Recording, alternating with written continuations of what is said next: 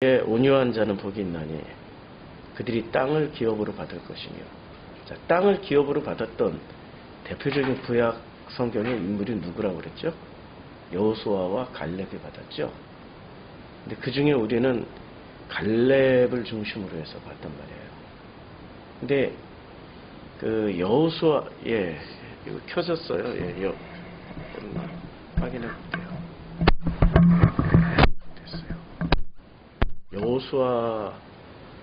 여호수아와 갈렙의, 이제 제가 궁금한 게, 어렸을 때부터 궁금한 게 있었어요. 여호수아와 갈렙을 비교를 해보면, 제 눈에는, 제가 성경을 한 30년 전에 어린 나이에 읽었어도 이상하게 여호수아보다는 갈렙이 더 뛰어나다라는 생각을 했는데, 왜 갈렙이 지도자가 안 되고 왜 여호수아가 지도자가 됐을까? 이게 늘 수수께끼였거든요. 이것을 저는 이렇게 읽었어요. 여호수아를 읽으면서, 여호수아 1장을 읽을 때 저는, 이 여호수아가 굉장히 뛰어난 인물이구나 이렇게 읽은 게 아니라, 굉장히 좀 모지르구나 이렇게 읽었어요.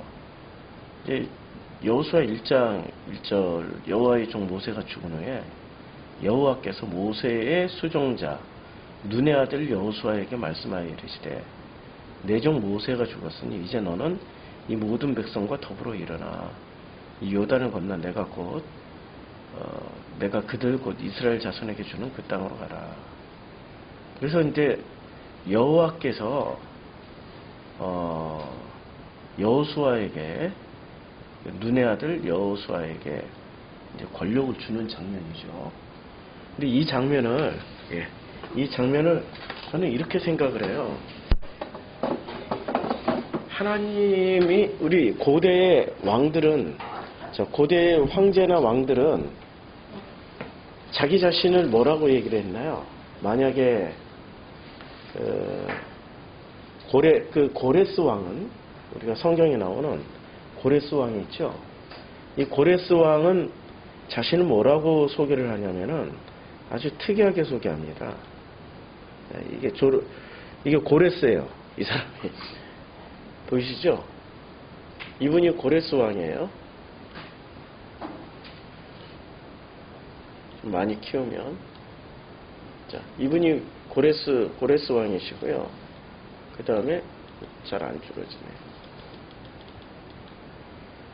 그리고 이분은, 고레스 왕은 조로아스터교, 이게 불이에요. 불. 두 개의 기둥에 이게 조각을 하다 보니까 불의 형상을 이렇게 그냥 조각으로 예술적으로 그려놓은 거예요. 이게 조로아스터교의 상징 앞에 긴 지팡이를 가지고 있어요. 그러면 이 고레스가 이제 이 조로아스터교가 중국말로는 배화교잖아요.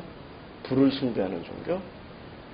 그러면 고레스가 뭐라고 얘기를 하는 장면이냐면은, 이게 각국에 아주 이 뒤에, 제가 이제 이란에 가서 보니까 테헤란 박물관에 있어요. 테헤란 박물관에 이 고레스 왕이 이란에서도, 페르시아 왕 중에서도 훌륭한 왕이잖아요. 그 다음에 다리우스 왕도 굉장히 훌륭한 왕이잖아요. 그러니까 이란이라는 나라는 페르시아의 전통을 이어가고 있는 나라고, 그 왕이, 이 사람이 자신을, 나 고레스는 이렇게 시작하는 게 아니라, 나 조로아스트교의 아우라 마지다가 나를 황제로 임명을 한 나 고레스는 이런 식으로 얘기를 해요. 이걸 비문에다 새겨놔요. 그냥 아예 비문에다가 자기의 정통성을 말하기 위해서 누구의 이름을 빌려요? 신의 이름을 빌려요. 그러니까 조로아스터교의 신의 이름이 아후라 마지다예요. 마지다.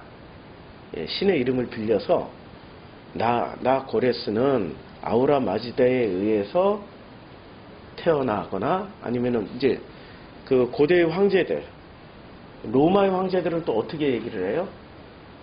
로마의 황제들은 자기가 제우스의 아들이라고 얘기를 하거나 아니면은 아폴로의 아들이라고 얘기를 하거나 이 신의 아들이라고 그러면서 자기의 황제의 지위를 정당화를 시켜요.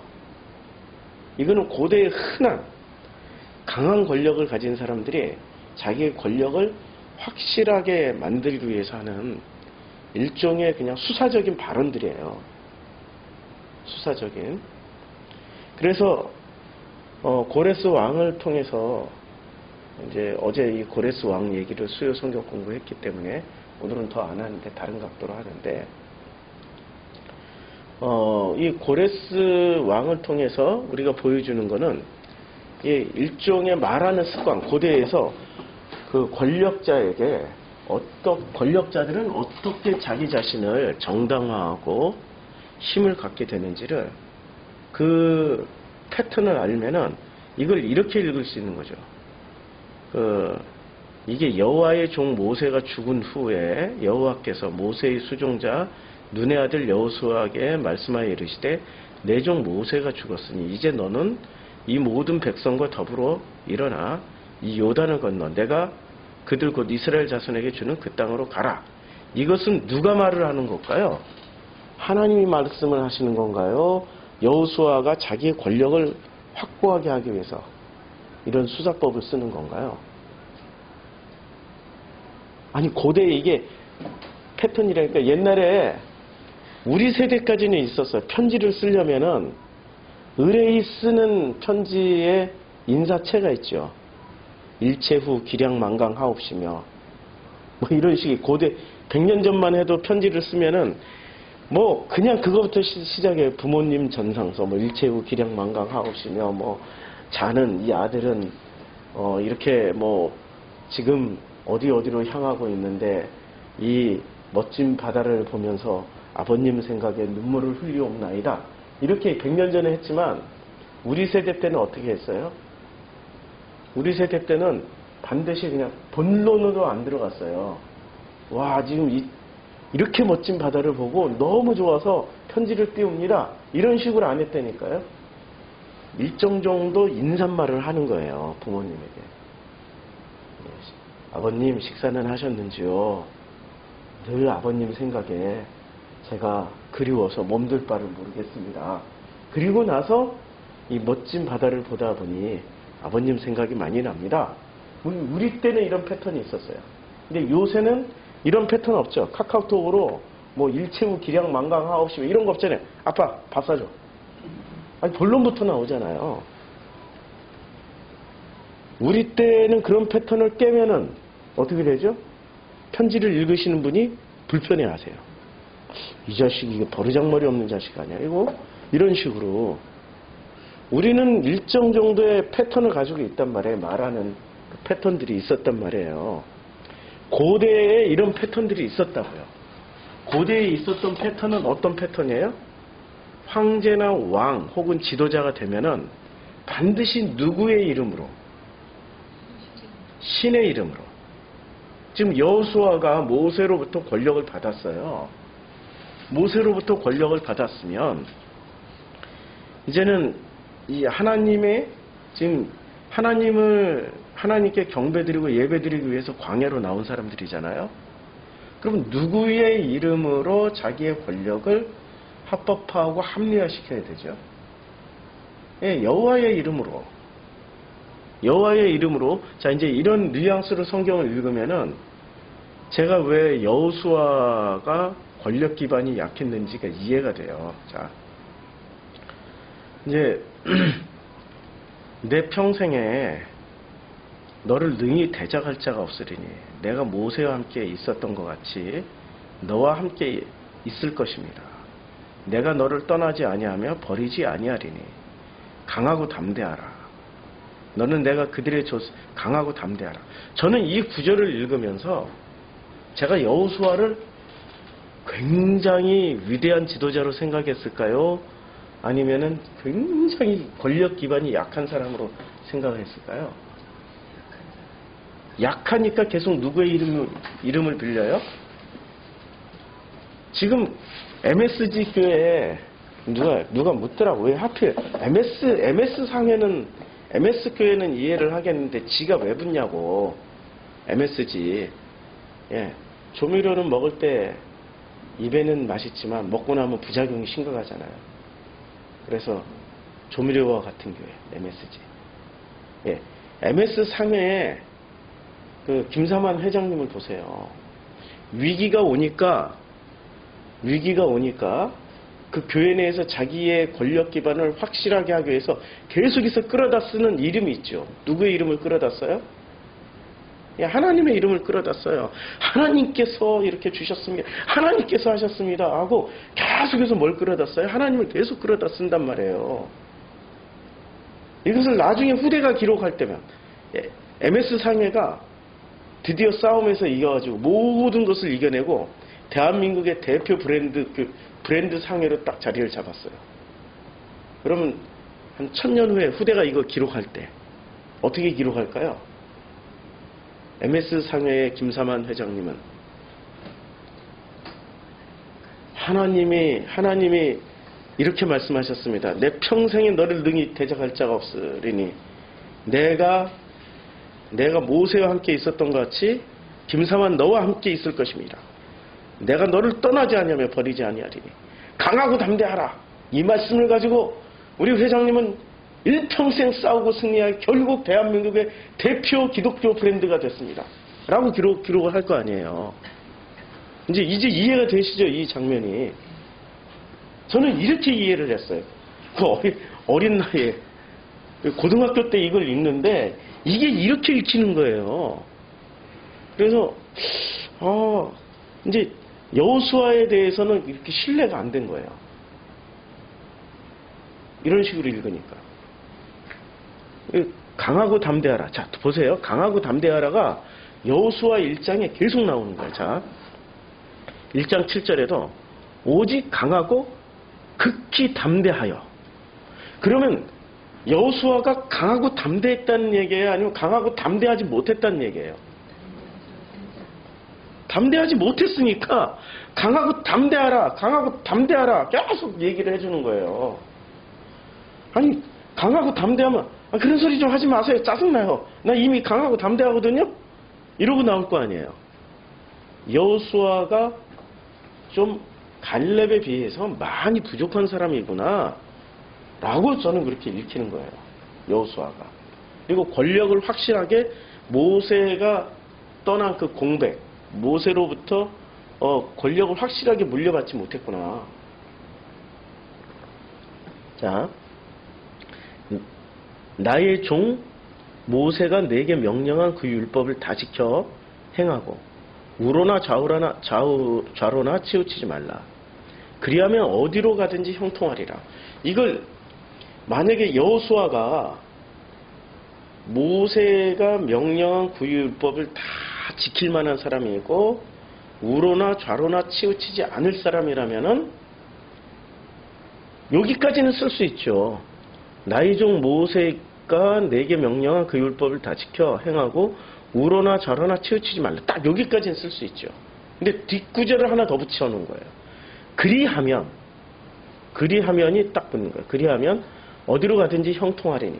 이거는 뭐를 주는 거예요? 채찍과 당근을 주는 거죠. 그러니까 여호수아가 모세만큼 그렇게 잘 지키고 순종하는 사람이 아닐 수도 있다. 성경을 이런 식으로도 읽을 수 있는 거예요. 이게 고대의 왕들이나 혹은 지도자가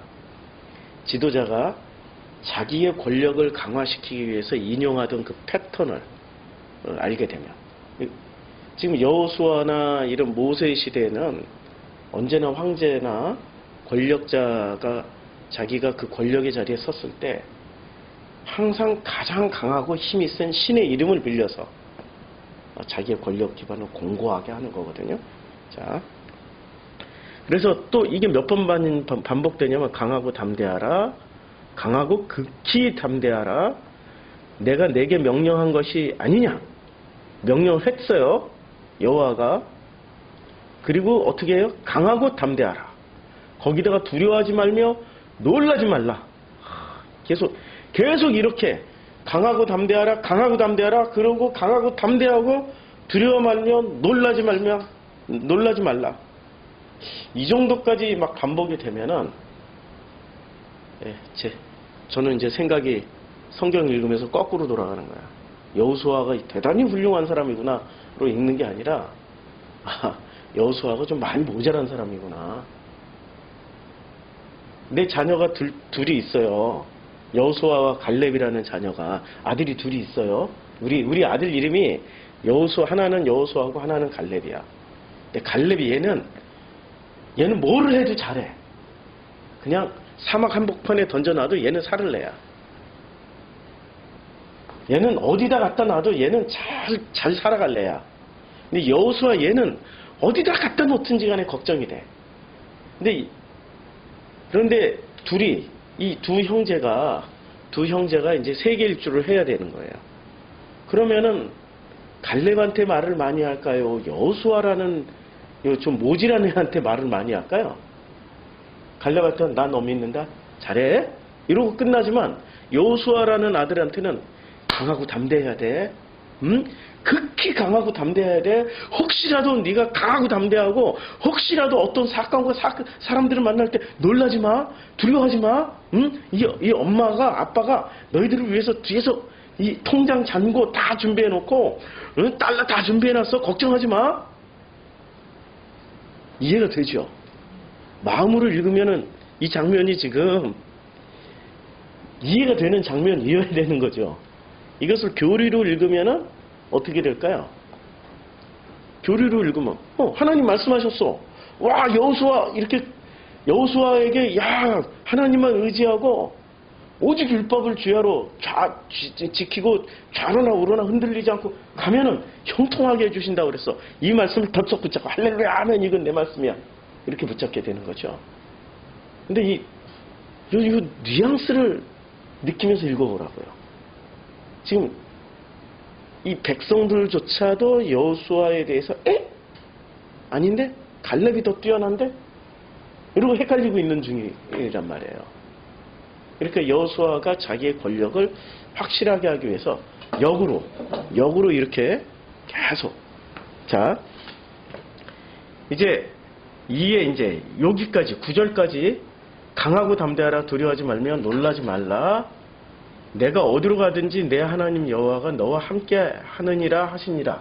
여기까지 읽고 나면은 10절에 이렇게 이에 여호수아가 그 백성의 관리들에게 명령하여 이르되.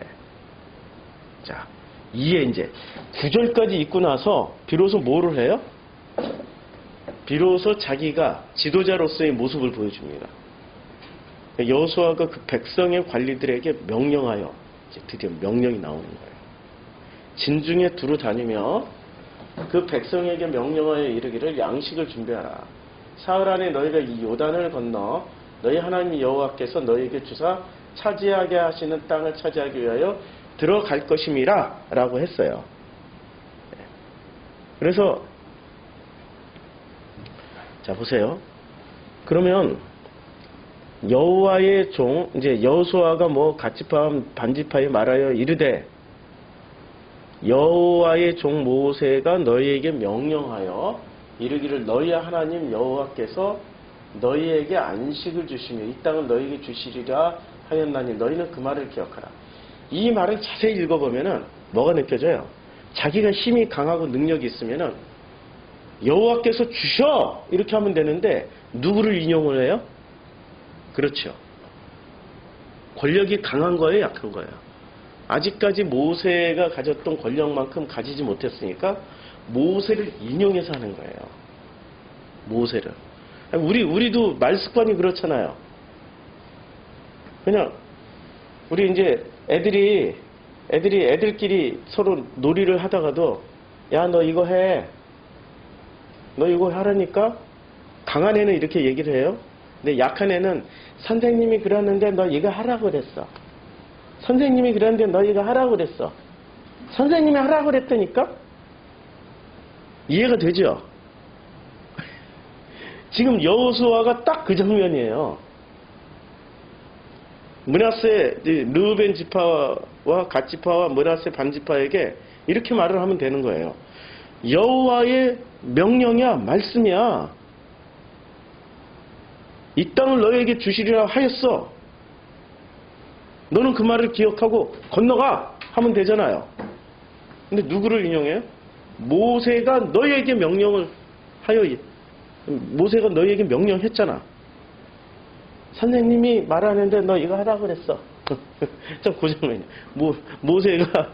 모세가 말을 했잖아. 그러니까 모세의 말대로 너희가 건너가야 되잖아. 그러니까 여호수아 1장을 읽으면서 저는 이렇게 읽었단 말이에요.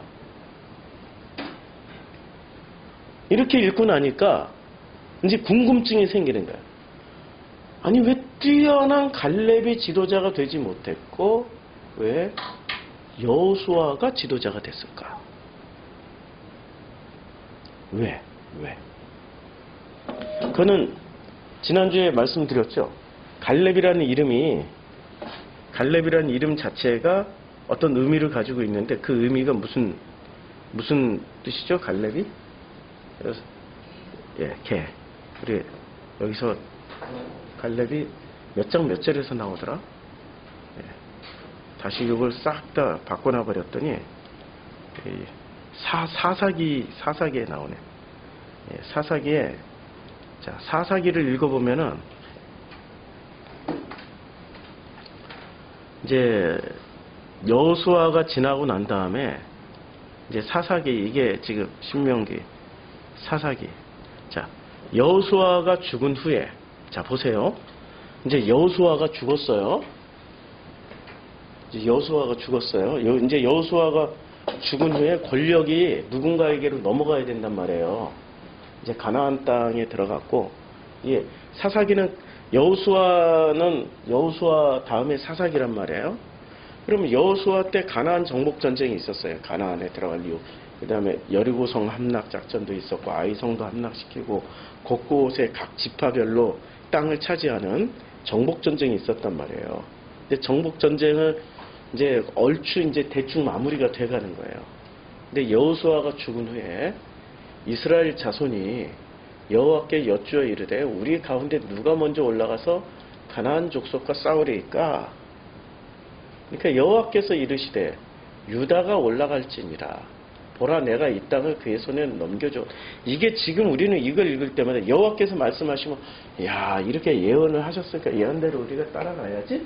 이렇게 읽으면 안 돼요. 이게 고대에 그러니까 권력을 주기 위해서는, 힘을 실어주기 위해서는 어떻게 해요? 여호와께서 말씀하시기를, 아우라 마지다가 말씀하시기를, 제우스가 말씀하시기를, 아폴로가 말씀하시기를 해야 뭐가 돼요? 예, 그래야 정통성이 있게 되는 거예요. 정통성. 그래서 유다가 올라갈지니라, 유다가 그의 형제 시몬에게 이르되 내가 제비 뽑아 얻은 땅에 나와 함께 올라가서 가나안 족속과 싸우자. 그리하면 나도 내가 제비 뽑아 얻은 땅에 함께 가리라. 이에 시몬이 그와 함께 가요. 자, 이제 유다가 올라가면 여호와께서 가나안 족속과 브리스 족속을 그들의 손에 넘겨주시니 그들이 베색에서 만 명을 죽이고. 자, 정말 신기한 장면이에요. 이거 여기까지 읽을 때 아무 생각 없이 읽으셨죠? 유다가 어디 있고 시므온이 어디 있어요 지금? 유다와 시므온이 몇 년 전 사람이에요? 유다와 시므온이 몇 년 전 사람이냐고요. 유다는 누구의 아들이죠? 야곱의 아들이죠. 그러면 출애굽할 때 지금 몇 년이에요? 야곱으로부터 시작해서, 아브라함으로부터 시작해서 430년 지난 후에. 그럼 이 40년 지났단 말이에요. 광야 40년 지나고 이제 가나안 정복 전쟁 얼추 마무리됐으니까 최소한 몇 년 전 이야기예요? 거의 400~500년, 거의 500년 가까이. 그럼 유다라는 이름, 유다와 시므온은 거의 500년 전에 존재했던 사람이에요. 거의. 그런데 왜 여기가 여호수아가 죽은 후에 네가 유다가 올라가, 시므온이 올라가. 그럼 유다와 시므온이 살아서 마치 유다와 시므온이 있는 것처럼 500년 전에 그 존재가 이런 말인가요? 아니면 유다 지파와 시므온 지파라고 지금 말씀을 하시는 건가요? 그렇죠? 근데 유다 지파와 시므온 지파 이렇게 안 하고 어떻게 했어요? 유다가 그의 형제 시므온에게. 그렇죠? 그러니까 성경을 읽을 때 우리가 아무 생각 없이 읽으면은 성경에서 뭐만 찾게 되냐면 신비주의만 찾아요. 보라고 여호와가 말씀하셨잖아. 여호와께서 여호수아를 지도자로 임명하셨잖아. 여호와께서 다 하셨다니까? 그리고 우리는 아무 의심 없이 아멘 하고 할렐루야 하고 이렇게 아멘 할렐루야 하고 누구를 따라가요? 명성상의 김사만 회장님 같은 분을 따라다니는 거죠. 그분만 따라다니면 만사형통 소원성취 하셨던 위대한 성공자를 따라다니면 나도 떨어지는 콩고물 받아서 잘 먹고 잘 살 것 같아서 그 어떤 불합리한 일이 있을지라도 그 어떠한 이 말도 안 되는 일이 끊임없이 벌어질지라도 나는 괜찮아. 왜냐하면 저분은 성공한 분이시고 저렇게 훌륭한 분을 따라다니다 보면 나에게 떨어지는 콩고물도 있을 거야. 원래 그 큰 나무 밑에서 작은 나무 못 자라지만 큰 사람 밑에서는 사람이 살 수 있는 거야. 뭐 이러고 큰 언덕 밑에는 비빌 곳이 많아. 기댈 곳이 많아. 이러고 따라다니는 사람들이 생겨나는 거죠. 우리는 성경을 가지고 있는 성서의 종교인이지 이거 관습을 따라다니는 장로들의 유전과 전통을 따라 신앙생활하는 사람들이 아니란 얘기예요. 우리는 성서를 읽고 성서를 통해서 그 성서의 내용이 합리적이고 옳기 때문에 이 성서를 하나의 책이지만 이 성서를 나의 경전으로 받아들일 거야. 그래서 이 성서는 나에게 성경이 되는 거야. 이렇게 받아들이는 사람들이 기독교인이어야 되는 거죠. 그래서 성서를 읽고 그 성서를 통해서 성경으로 신앙 고백할 수 있는 사람들이 우리여야 되는데 우리는 성경을 읽을 때 어떻게 읽어요? 성서를 읽을 때 무조건 아멘으로 읽어버려요. 여호와께서 말씀하셨다. 그러면 우리는 또 게다가 덧칠까지 해. 덧칠. 유대인들은 엘로힘이란 단어를 이렇게 못 읽어요. 엘로힘이란 단어가 나오거나 여호와라는 단어가 나오면 그들은 그것을 못 읽고 뭐로 읽어요? 아도나이로 읽어요.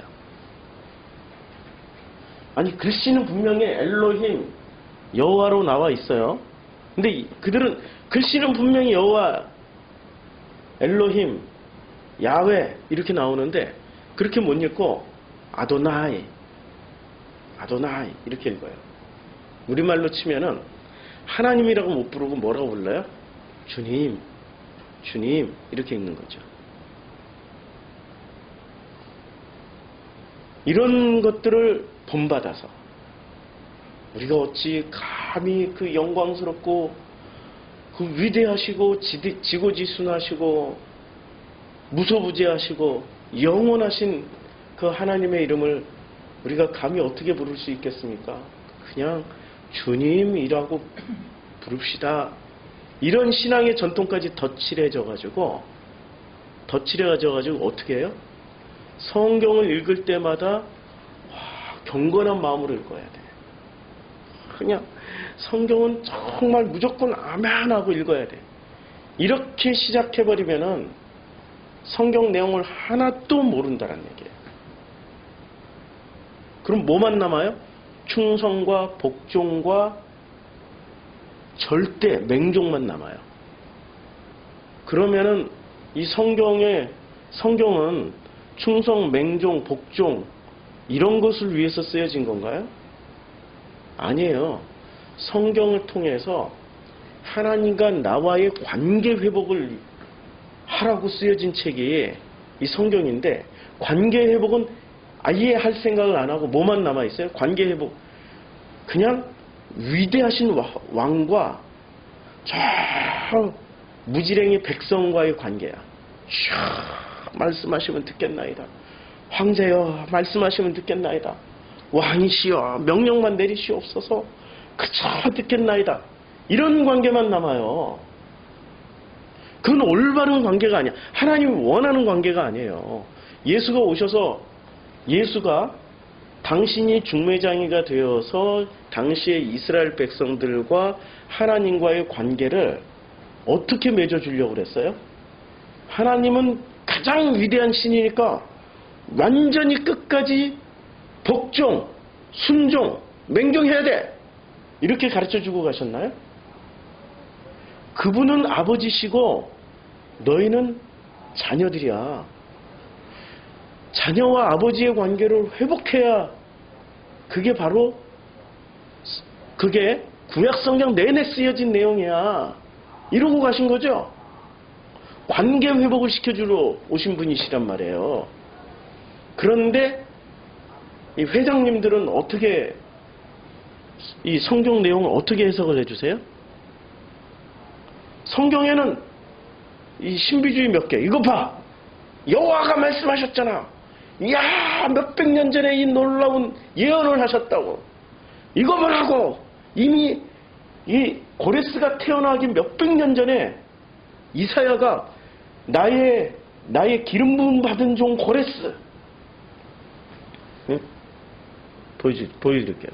이사야가 이 사람 몇 년 전 사람인지. 자, 이사야를 보면은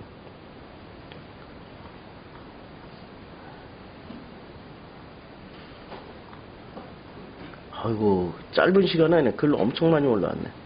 자, 여기 보면 이사야 44장 28절. 이사야는 어느 왕 때의 사람이었어요? 히스기야 왕 때. 아, 입술 아파. 입술이 터졌다. 히스기야 왕 때. 이사야는 히스기야 왕이에요. 그럼 고레스는 몇 년 후? 어느 왕 때예요? 이스라엘 왕으로 치면? 이스라엘 왕이 완전히 끊어진 후에. 마지막 시드기야 왕이. 그리고 포로기로 붙잡혀서 70년 후에.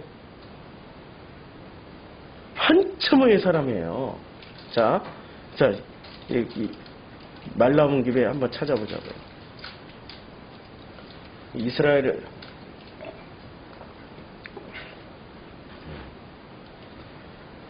남유다 왕의 족보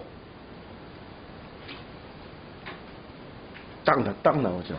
남유다 왕의 족보에 관련된 이미지. 요새 공부하기 너무 좋아요. 왜냐면 그냥 구글이 다 찾아줘요. 구글이.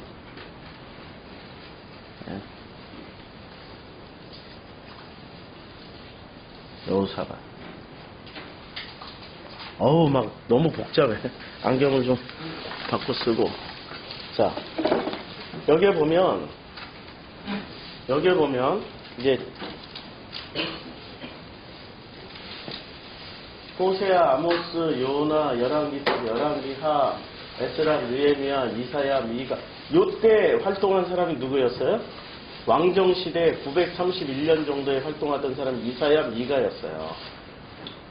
그러면 이게 931년, 700년, 586년에 바벨론에 드디어 망했어요. 바벨론에 망하고 요때 이제 망할 때 에스라, 느헤미야, 에스더가 활동을 했었어요. 그러면은 자 보세요. 이제 538년에 70년이 지나고 한 400년쯤에 포로 귀환을 시작해. 538년쯤에.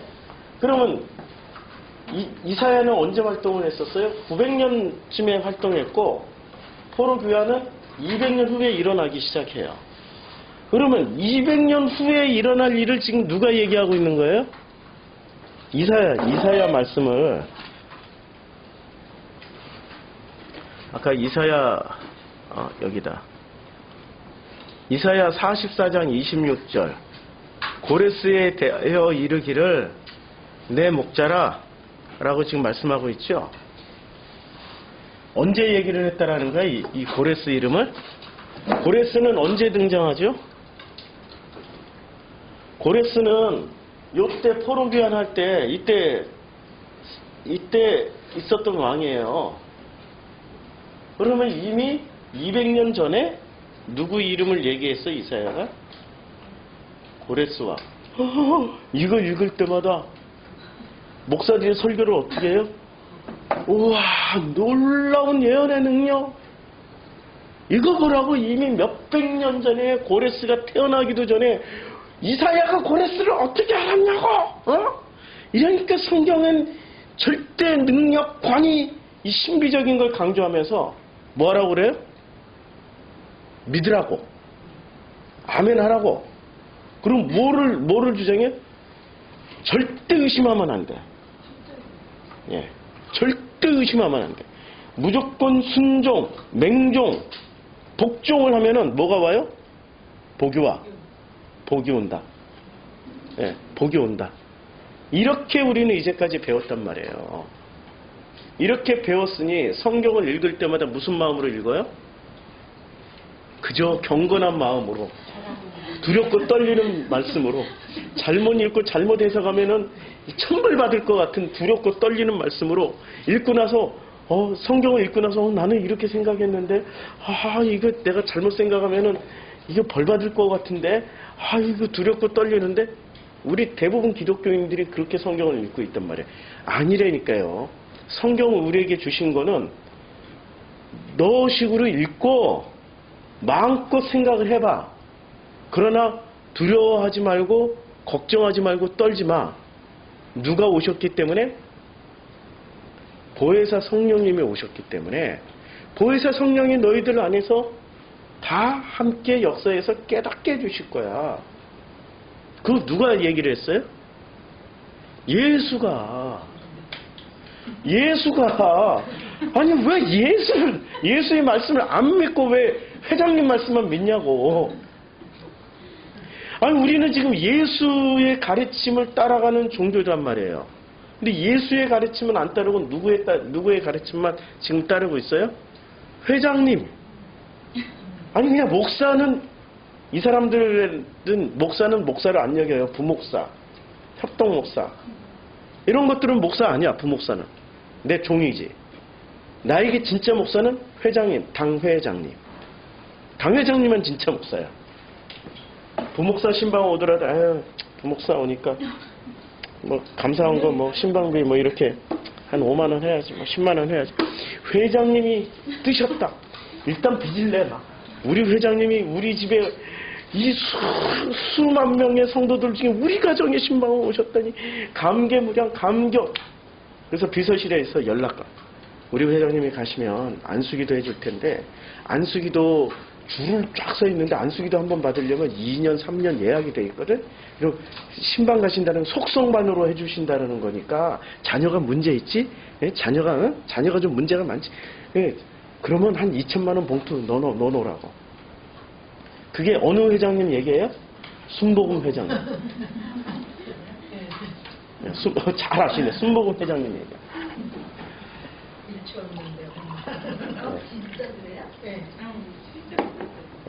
예, 이게 1초 500만 원, 10초 1000만 원, 30초 2000만 원.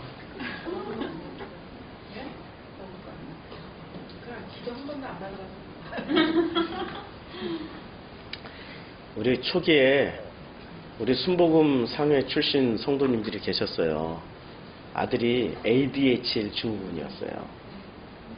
그래서 ADHD 증후군이어서 그 아들의 병을 고치기 위해서 회장님 안수를 받으려고, 안수 한번 받으면 꼭 나을 것 같은 믿음이 생겨가지고, 그래서 안수를 받으려고 딱 줄을 서봤더니 2년이 걸린대. 비서실에서 연락이 왔대. 속성반으로 다 건너뛰어서 해줄 테니까 1000만 원을 봉투에 넣으라고.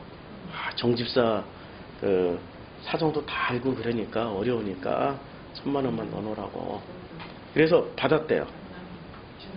딱 10초 받았대. 근데 ADHD 증후군이 하나도 안 나왔대. 이게 지금 성경을 어떻게 읽어서 그렇게 되는 거예요?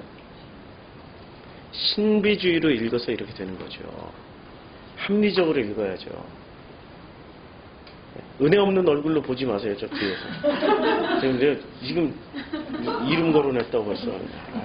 어제부터 은혜 없이 저를 쳐다봐가지고 오늘 아침에도 계속 제가 따라다니면서 예 엄마 아버지. 예.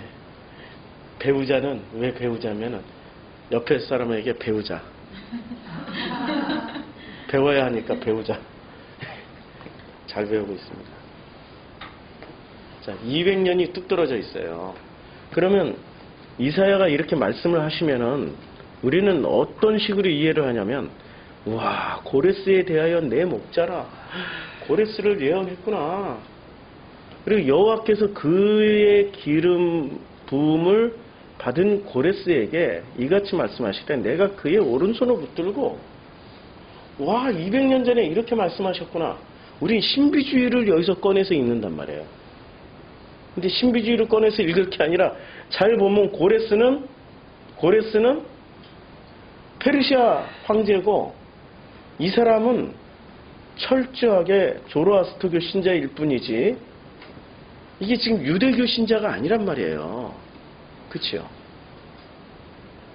이런 건 못 따져. 따지면 안 돼.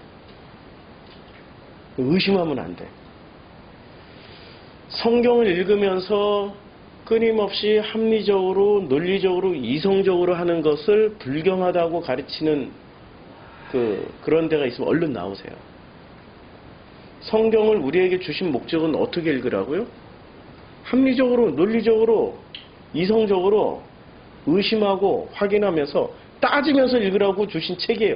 책으로 주셨을 경우에는, 만약에 책으로 주시지 않고 성경을 끊임없이 이렇게 그냥 말씀으로만, 입에서 입으로 전해지는 말씀으로만 주시면은 우리는 그렇게 못하죠. 글자가 있어야 읽고 묵상하면서 확인하고 따질 수 있는 거지. 지나가는 말로는 어떻게 그걸 다 할 수 있겠어요. 그렇죠? 그러니까 글자로 주셨다라는 것은 충분히 읽고 묵상하고 따지라고 주신 거예요. 자, 이게 요분이 아우라 마지다. 우리나라 지금 기독교로 치면 십자가가, 이분이 신의 형상은 아니에요. 이 아우라 마지다가 조로아스터교의 신이거든요. 신의 형상은 아니고, 십자가가 결국에 하나님은 아니잖아요. 예수님도 아니고, 십자가를 어떤 상징의 의미로, 예수 처형당한 그 상징의 의미로 십자가를 바라보면 하나님 생각나고 예수님 생각나는 것처럼, 요런 문양이 그 조로아스터교의 그 신의 상징이에요. 여기에 고레스가 제일 크죠. 다 잡혀 있죠. 줄 지어가지고 다 이렇게 엮여 있잖아요. 19개 왕들을 다 포로로 잡아왔어요. 페르시아 대제국을 만드는 과정에 고레스 왕이 누구한테 갖다 바치는 거예요? 신에게 바치는 장면이에요. 그래서 고레스는 철저하게 누구의 은혜를 입고 누구의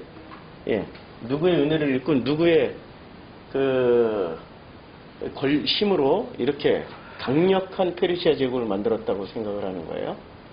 여호와예요, 아우라 마지다예요? 아우라 마지다예요. 그런데 이사야에서 이렇게 고레스에 대하여 이르기를 내 목자라. 여호와께서 그의 기름 부음을 받은 고레스에게 이같이. 그러니까 기름 부음을 누가 해줬어요? 고레스에게? 여호와가.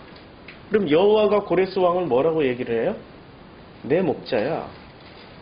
좀 여기서 궁금증 안 생겨요? 아니, 지금 하나님도 안 믿고 여호와도 안 믿는 아우라 마지다를 믿고 있는 이 고레스를 성경에서는 뭐라고 얘기를 해요? 내 목자야. 내가 그에게 기름 부음을 부어서 그가 황제가 된 거야 라고 얘기하면, 우리 기독교인들에게 마치 기독교인들에게 이렇게 얘기하는 거예요. 저 이슬람의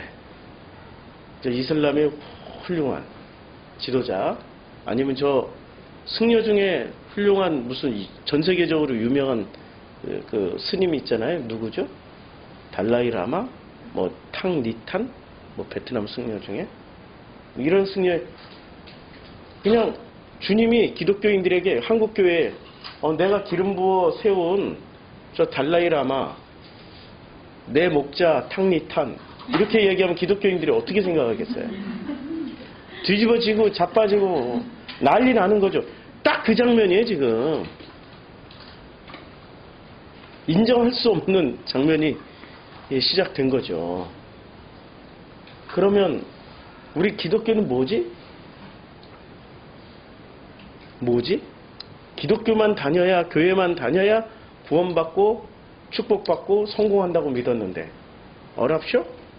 이건 전혀 생판 다른 종교인데도 하나님이 내 목자라고 그래버리시고, 생판 다른 종교인인데도 기름 부어 세웠다니? 이건 뭐지? 이게 바로 국소주의죠. 넓게 보라고요. 하나님이 우주를 창조하신 우주의 하나님이지 무슨 기독교만의 하나님이 아니라는 거죠. 성경 전체는 온 우주의 이야기지 성경 전체가 기독교인에게만 해당되는 내용이 아니란 얘기예요. 성경을 제일 열심히 읽었던 타 종교인들 꼽아볼까요? 성경을 기독교인보다 더 열심히 읽고 더 열심히 더 깊이 파고 있는 타 종교인 넘버원 누구? 우리가 알고 있는 사람 중에, 세계적인 사람들 중에, 예? 간디. 힌두교 신자인데 기독교인보다 성경 더 많이 읽고 성경 인용을 기독교인보다 더 많이 하고 있어요. 그가 옥스포드인가 케임브리지인가 그 대학교에서 연설을 할 기회가 있었어요. 간디가 뭐 가지고 연설했는 줄 아세요? 산상순 마태복음을 쭉 읽었어요. 마태복음 5장을 쭉 읽고, 당신들도 이와 같이 살으세요. 왜 이와 같이, 한마디로 말해서 이와 같이 못 사는 게 기독교인이냐, 이 말씀대로 살으라고 이렇게 한 방 날리고 오신 분이 간디예요. 우리나라 승려들 중에나 성경 진짜 많이 읽은 승려들 누가 있을까요? 예? 무소유 주장했던 법정스님. 이분은 죽을 때까지 불투만 책을 읽다 갔어요. 성경하고. 불투만 모르시죠? 신학자. 개신교에서는 불투만은 뭐라고 그래요? 이단이라고. 아니거든요. 그분이 신정통주의 신학자예요. 과거의 정통이라고 했던 그것을 받아서 새로운 식의 신정통주의로 기독교를 이분은 진짜 그냥 뭐라고 그럴까, 보수적인 신앙인이세요. 근데 이분이 칼빈 말하고 조금만 다르면 뭐라고 만들어요?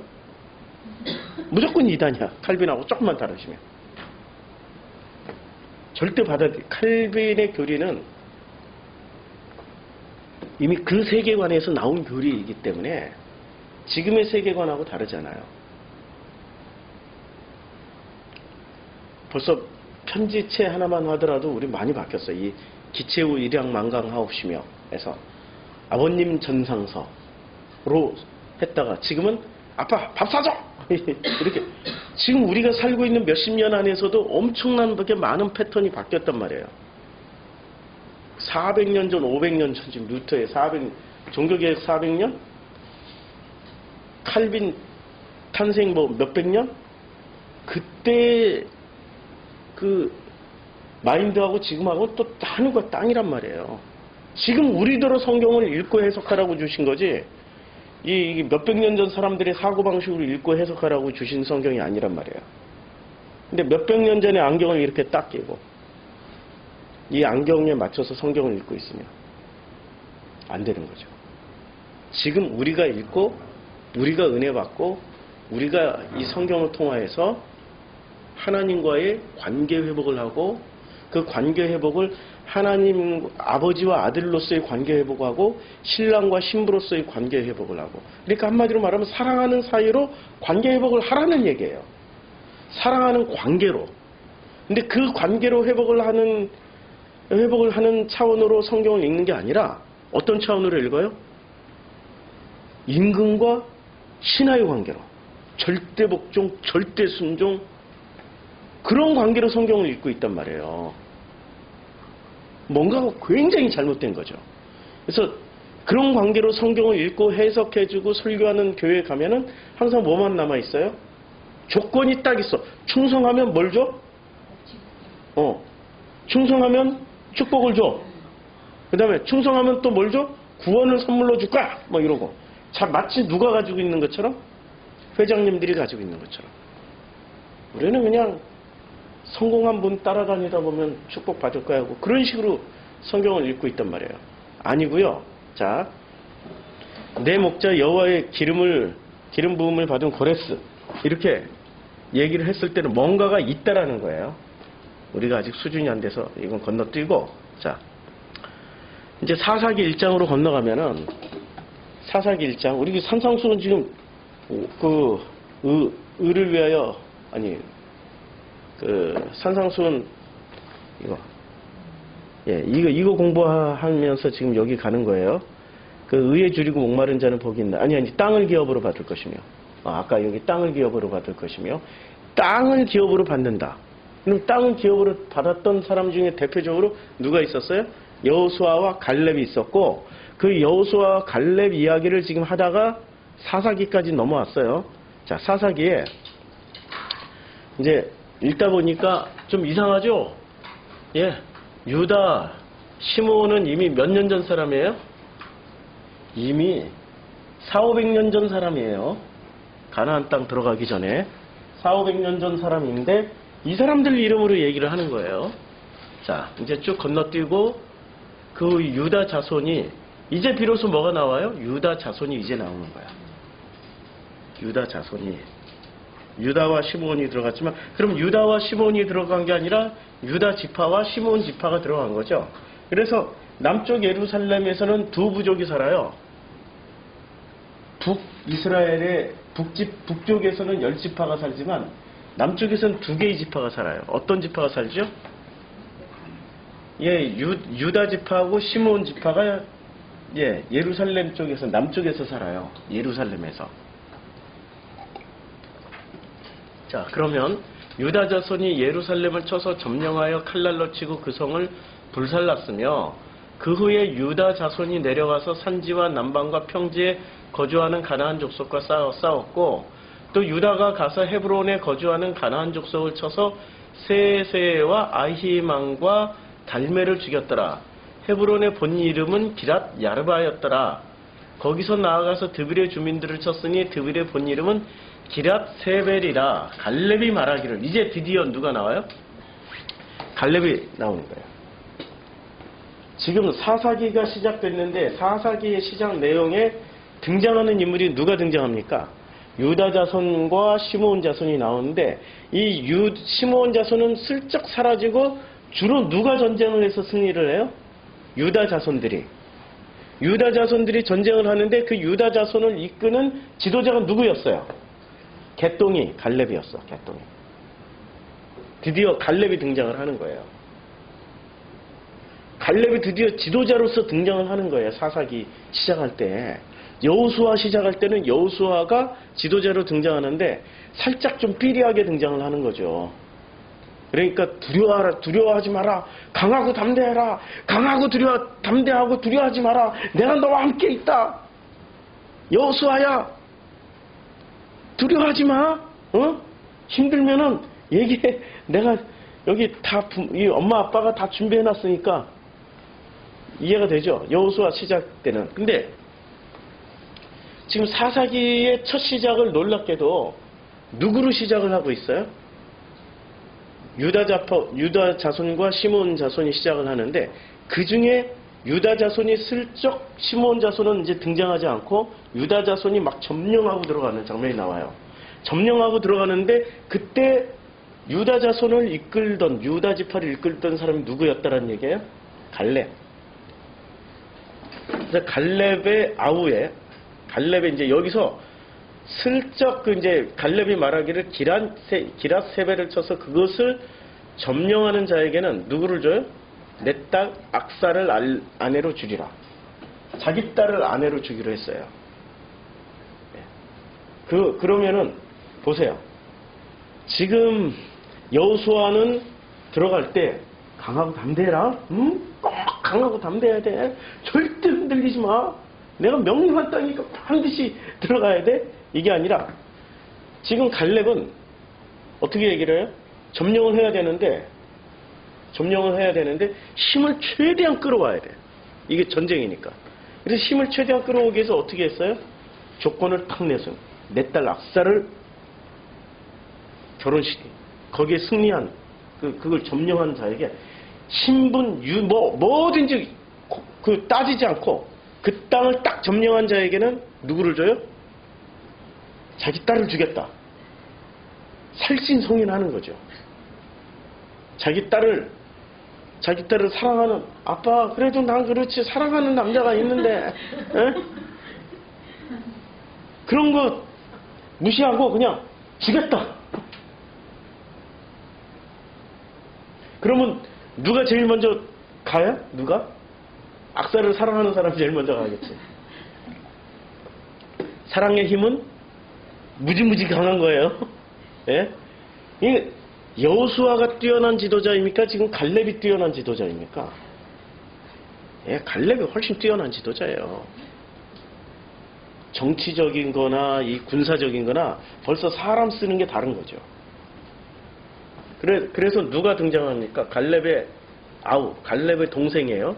그나스의 아들인 온니엘이. 그러면 온니엘은 누구예요? 갈렙의 조카예요. 갈렙의 동생의 아들이니까 조카죠? 사촌관계. 그러니까 온니엘은 갈렙을 뭐라고 불러요? 큰아버지, 큰아빠 이렇게 부르는 거죠. 자, 온니엘이 점령을 했어요. 그래서 갈렙이 그의 딸 악사를 그에게 아내로 주었어요. 자, 이제 여기서 지금 갈렙의 권력이 누구한테 건너가는 거예요? 갈렙의 권력이 누구한테 건너가냐고요? 예, 온니엘한테 건너가요. 그러면 지금 놀랍게도 여호수아의 후손도 있을 거 아니에요. 여호수아의 후손도 있을 거 아니에요. 그러면 권력이 누구한테 넘어가야 돼요? 여호수아의 자손에게 건너가야 된단 말이에요. 아니면 모세나 아론의 자손들에게 권력이 넘어가야 된다고요. 근데 그 계보를 따르지 않고 사사기의 시작에서는 누구한테 권력이 넘어가는 걸로 나와요? 예, 갈렙에게서 갈렙의 조카인 온니엘에게 넘어가는 걸로 나와요. 자, 여기서 이제 유다가 그의 형제 시므온과 함께 스밧에 거주하는 가나안 족속을 쳐서 그곳을 진멸하였으므로 그 성의 이름은 호르마라레라. 유다가 또 가사 및 지역과 아스골 전부 지금 사사기의 시작은 어느 지파의 활약성이에요? 유다 지파. 유다 지파를 이끈 사람이 누구였어요? 갈렙과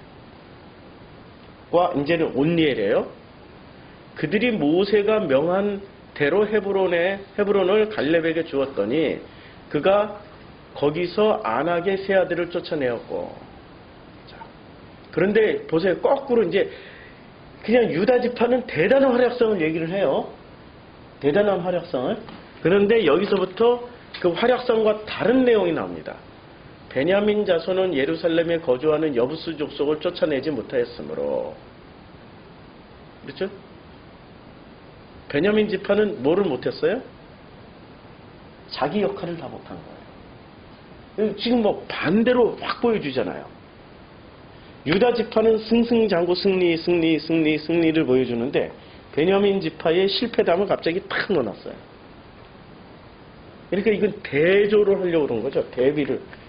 대조에서 극명하게 뭔가를 보여주려고 하는 거죠. 자, 요셉 가문도 베델을 치러 올라가니 요셉 가문은 누구 있죠? 요셉 가문? 베냐민과 므낫세, 에브라임. 예. 에브라임 지파하고 요셉 가문이 베델을 정탐하는데 그 섬에 누스라 정탐꾼이 뭐 한 사람이 나오는데 뭐 보이라 그래가지고 어떻게 칼날로 성읍을 치고 뭐 어떻게 저떻게 이렇게 이제 므낫세가 베스안과 어린 딸들과 뭐 딸린 말들의 주민 뭐 가나안 족속이 그 땅에 결심하고 주민들을 그의 딸린 마을들의 주민들을 쫓아냈어요, 못 쫓아냈어요? 못 쫓아냈다라는 얘기들이 계속 나와요. 유다 족속은 쫙 점령하고 들어가는 깔끔하게 청소를 했는데 지금 다른 지파 사람들은 점령을 해도 이렇게 좀 100% 점령을 못하고 이게 좀 남겨놓고 이런 거예요. 이스라엘의 강성한 후에야 가나안 족속에게 노역을 시켰고 다 쫓아내지 아니하였더라. 자, 에브라임 지파가 나와요. 자, 가나안 족속을 쫓아내지 못하며 나오죠? 유다 지파는 어떻게 했어요? 다 죽여버렸어요. 다 쫓아내고. 근데 지금 나머지 지파들은 어떻다라고 나와요? 못했단 얘기야, 못했단 얘기야. 아셀 족속이 그 땅의 주민 가나안 족속 가운데 거주하였으니 이는 그들을 쫓아내지 못하였더라. 그리고 이들은 이제 계속 이제 쫓아내지 못하고 2장에 가서 어떤 일들이 벌어지냐면, 자, 이제 2장에 올라가면은 종의 여호와의 종 눈의 아들 여호수아가 110세에 죽었어요. 110세에 죽으니 어떤 일이 벌어집니까? 무리가 그의 기업의 경내 에브라임 산지 가스산 북쪽 딥낫 헤레스에 장사를 하였어요. 그리고 그 세대의 사람들도, 그러니까 여호수아와 갈렙의 세대 사람이죠. 사람들이 다 어떻게 됐어요?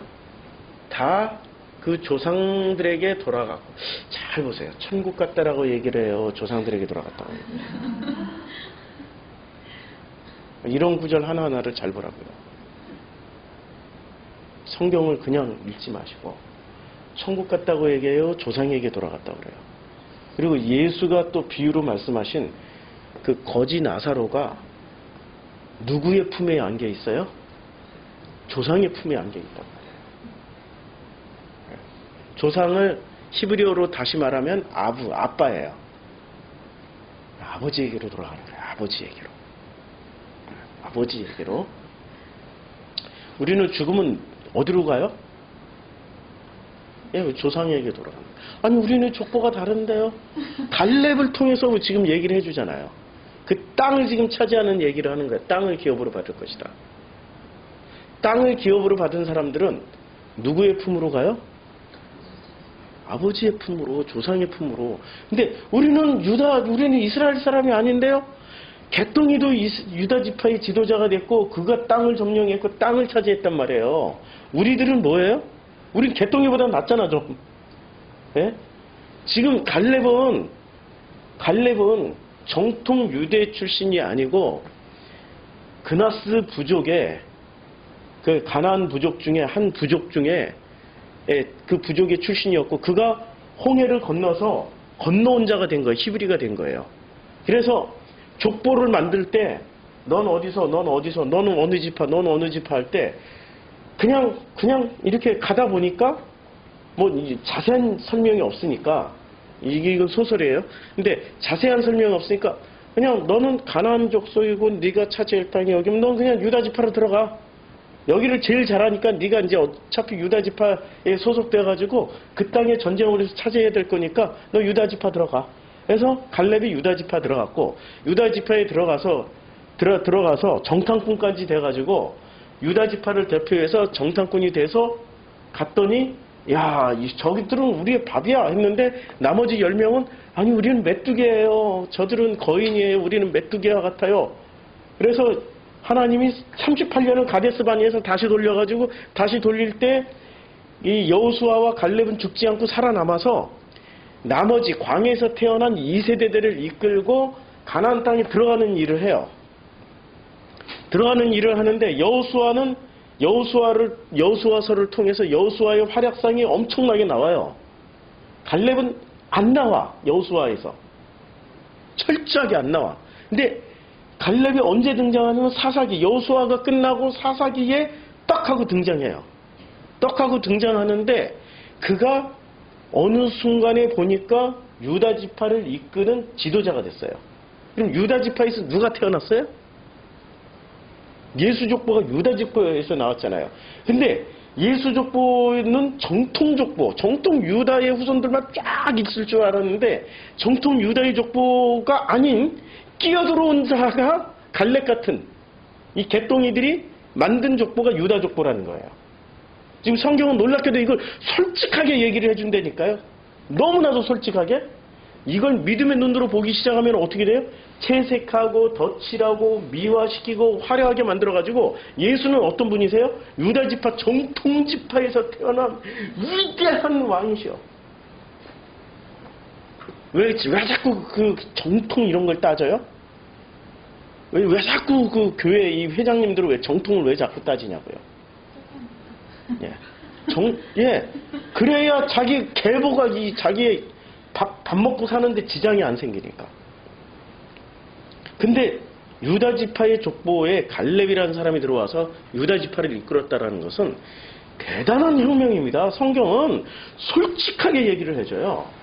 그래서 유다 지파를 이제 아까 사사기 1장에 이미 400~500년 전에 돌아가신 유다와 시므온이 이 남쪽 땅으로 들어가서 점령을 하는 장면이 나오잖아요.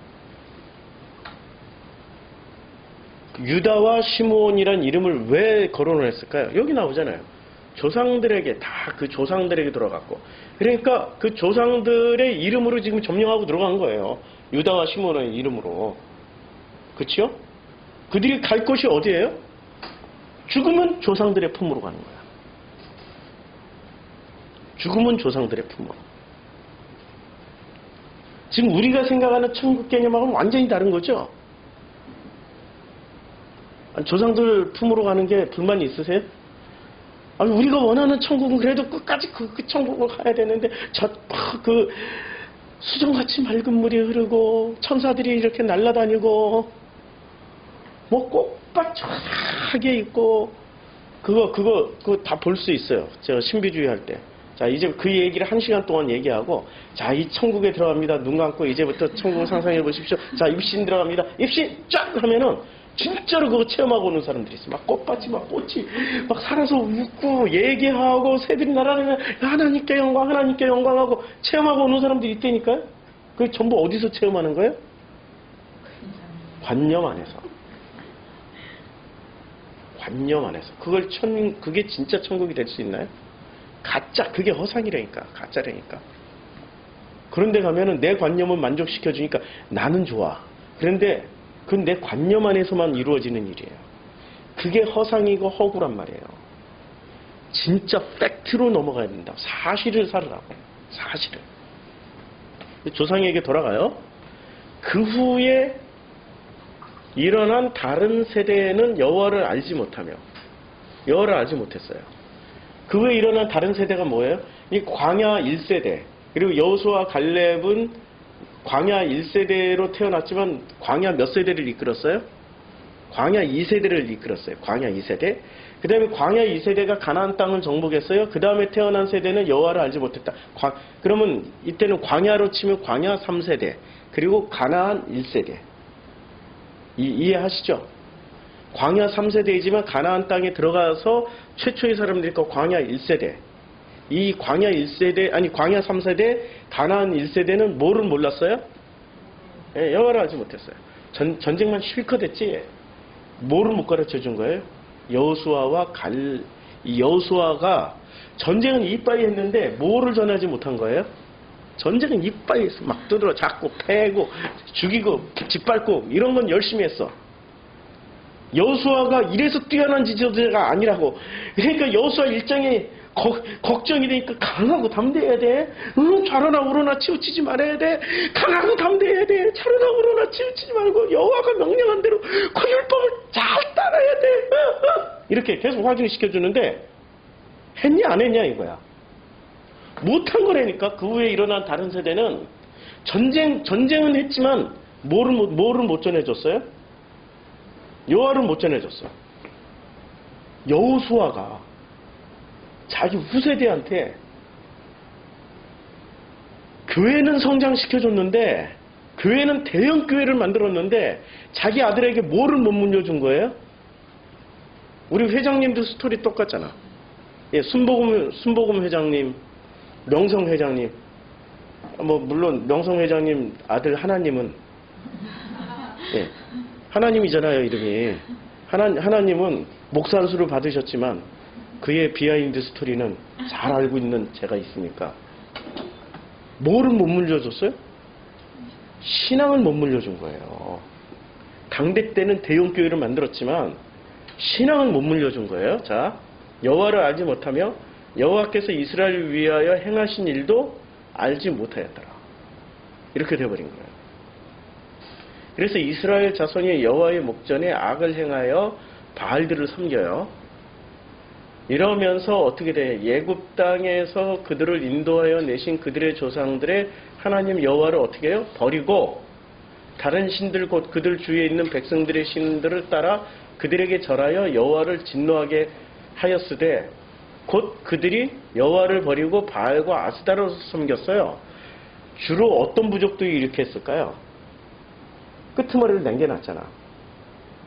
못 죽이고. 아까 1장이 나왔죠? 그냥 남기고. 그런데 유다 지파는 어떻게 했어요? 싹쓸이해버렸어. 안 섞였다라는 얘기예요. 지금 이 장면을 위해서 1장이 필요로 했던 거예요. 예, 여부수는, 그래서 그 여부수를 사울이 딱 제거를 해버려요. 그러면 사울이 딱 제거했을 때 하나님께서 기뻐하셔가지고, 이야, 드디어 너 참 잘했구나, 사울아. 했겠어요? 그게 어디서 나타나요? 그것이 화가 돼서 그 사무엘 상하? 아니, 11개 나오는데, 어떻게 됩니까? 비가 안 내려요, 비가. 고대에 비가 안 내리면 어떻게 돼요? 예. 왕을 갈아치우기도 해요, 왕을 갈아치우기도 한다니까요. 왕이 능력이 무능력해서 비가 안 내린다고, 신통한 능력이 없어서 비가 안 내린다고 왕도 갈아치워요. 그러니 다윗이 어떻게 합니까? 비가 안 내리는 이유를 누구한테 돌려요? 사울 왕이 여부스를 쳤기 때문에. 여부스는 그때 유다 지파의 동화가 돼가지고 유다 지파에서 인정을 해줬어요. 여부스, 니네 우리랑 같이 살래? 그러면 종해. 종하라고. 예, 종하겠습니다 하고 여부스는 항복해버렸어요. 종을 하겠습니다 하고. 그래서 유다 지파 섞여서 살았는데 그걸 여부스를 잔인하게 죽였던 사람이 사울 왕이에요. 그래서 어떻게 됩니까? 사울 왕의 아들들을 제물로 바쳐버려요. 그때 등장한 여자가 누구죠? 그 아들들을 목매달아 죽였어요. 이게 시체가 매달려 있어.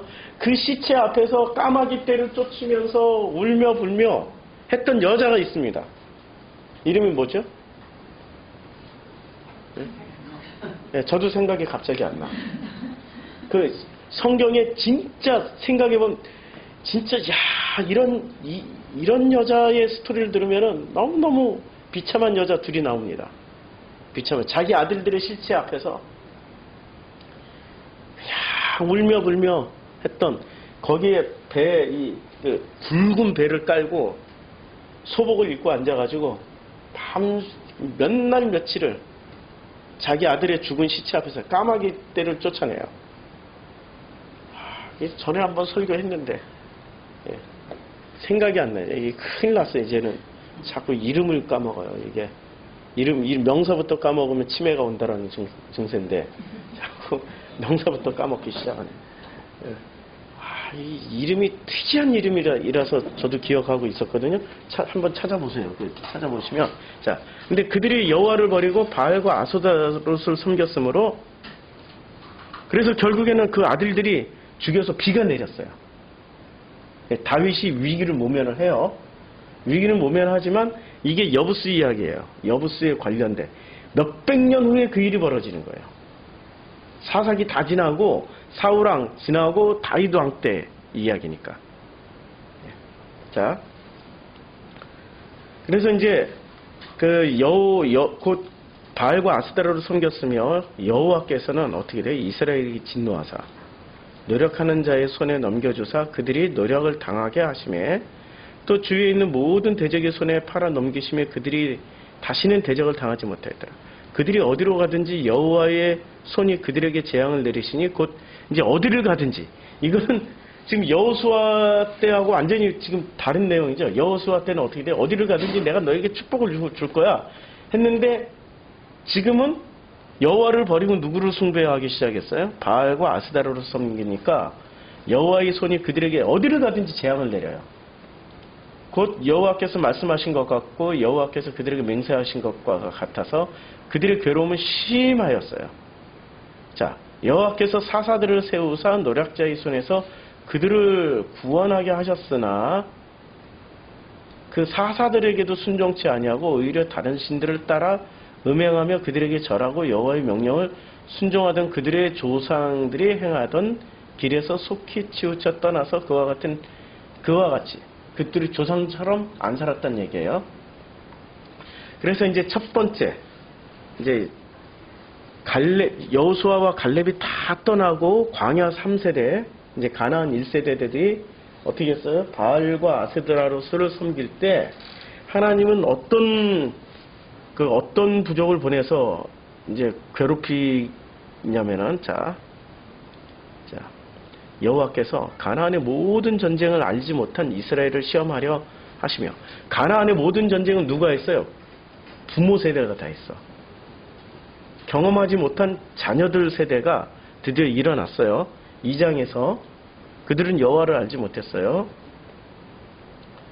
자, 그래서 이제 누가 쳐들어오냐면은 이제 남겨두신 이방 민족들로 이스라엘을 시험하사 여호와께서 모세를 통하여 그들의 조상에게 이르신 명령들을 순종하는지 알고자 했는데 그러므로 이스라엘 자손은 가나안 족속과 헷 족속과 아모리 족속과 브리지 족속과 히위 족속과 여부스 족속 가운데서 거주하면서 그들의 딸들을 맞아 아내로 삼으며 자기 딸들을 그들의 아들들에게 주고 또 그들의 신들을 섬기기 시작했어요.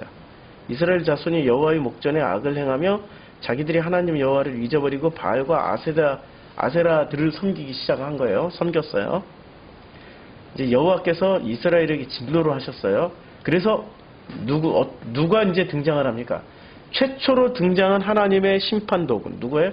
메소포타미아 왕 구산 니사다임의 손에 파셨으므로 이스라엘 자손이 구산 니사다임을 8년 동안 섬겼어요.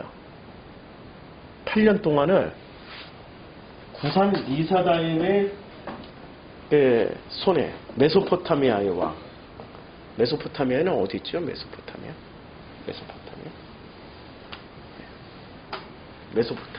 자기가 있어요. 우리 지도 공부 그렇게 많이 했는데 메소포타미아 있어요. 그래서 구원투수로 초대 사사가 등장합니다. 최초의 제1대 첫 번째 사사가 등장해요. 첫 번째 사사가 우리는 여호수아의 후손에서 나오거나 모세나 아론의 후손에서 나오기를 기대하고 있죠. 그런데 전혀 그렇지 않아요. 어디서 등장하냐면 이스라엘 자손이 여호와께 부르짖음에 여호와께서 이스라엘 자손을 위하여 한 구원자를 세워요. 구원자. 최초의 이 가나안 땅에 들어와서 최초의 구원자가 등장하는데 그의 이름이 누구예요? 그는 곧 갈렙의 아우 그나스의 아들 온니엘이 등장합니다. 그러니까 예수가 누구의 족보에서 태어나야 돼요? 예? 유다 유족보에서 태어나야 되는 거죠. 그래서 나는 유다 지파야 라고 얘기를 하는 거죠. 유다 지파. 예? 최초의 구원투수야 가나안 땅에. 최초의. 지금 메소포타미아 왕에게 8년 동안 온갖 그냥 엄청난 일을 당했는데 그들을 거기서 건져내서 가나안 땅 전체 지금 유다 지파를 포함한 모든 이 홍해를 건너온 이 히브리들이 정착한 그 가나안 땅 전체를 평안하게 하나님의 이름으로 다스렸던 사람이 최초에 다스렸던 사람이 누구였어요? 온니엘이에요. 근데 온니엘의 신부는 뭐였어요? 예, 갈렙의 조카니까 유다 지파에 속해 있었던 거예요. 유다 지파가 최초로 유다 지파에서 지도자가 나왔고 유다 지파의 그 지도자가 최초로 가나안 땅의 공식 지도자가 된 거예요. 사사로서 공식 지도자. 그러면 하나님은 가나안 땅에 들어갈 때 사사 시스템을 원했어요? 아니면은 12지파 부족 시스템을 원했어요? 전에 한번 했는데 제가 지도를 또 보여드릴게요.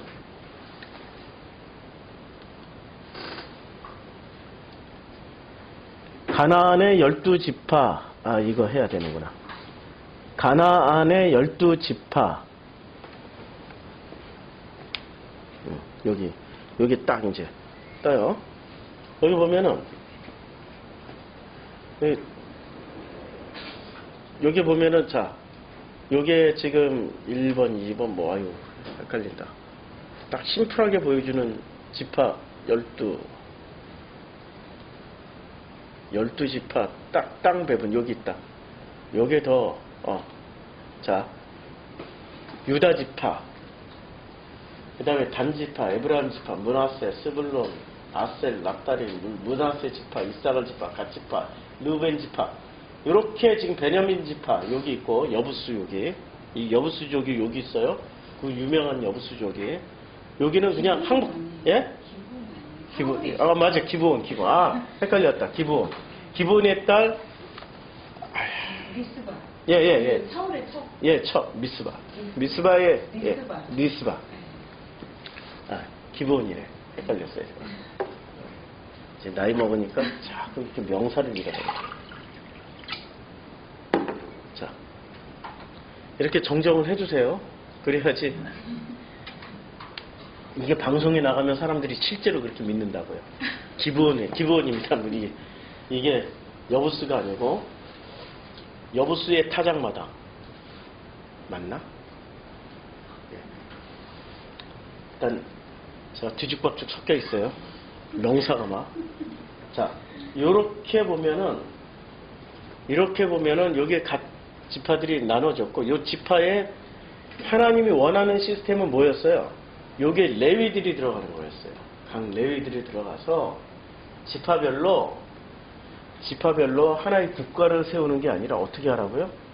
레위들을 통하여서 각 지파들이 강건해지고 신앙을 가지고 여호와의 공동체, 그러니까 히브리 공동체를 만들어서 그들을 통하여서 여호와의 이름이 주변에 전달되기를 원했던 거예요.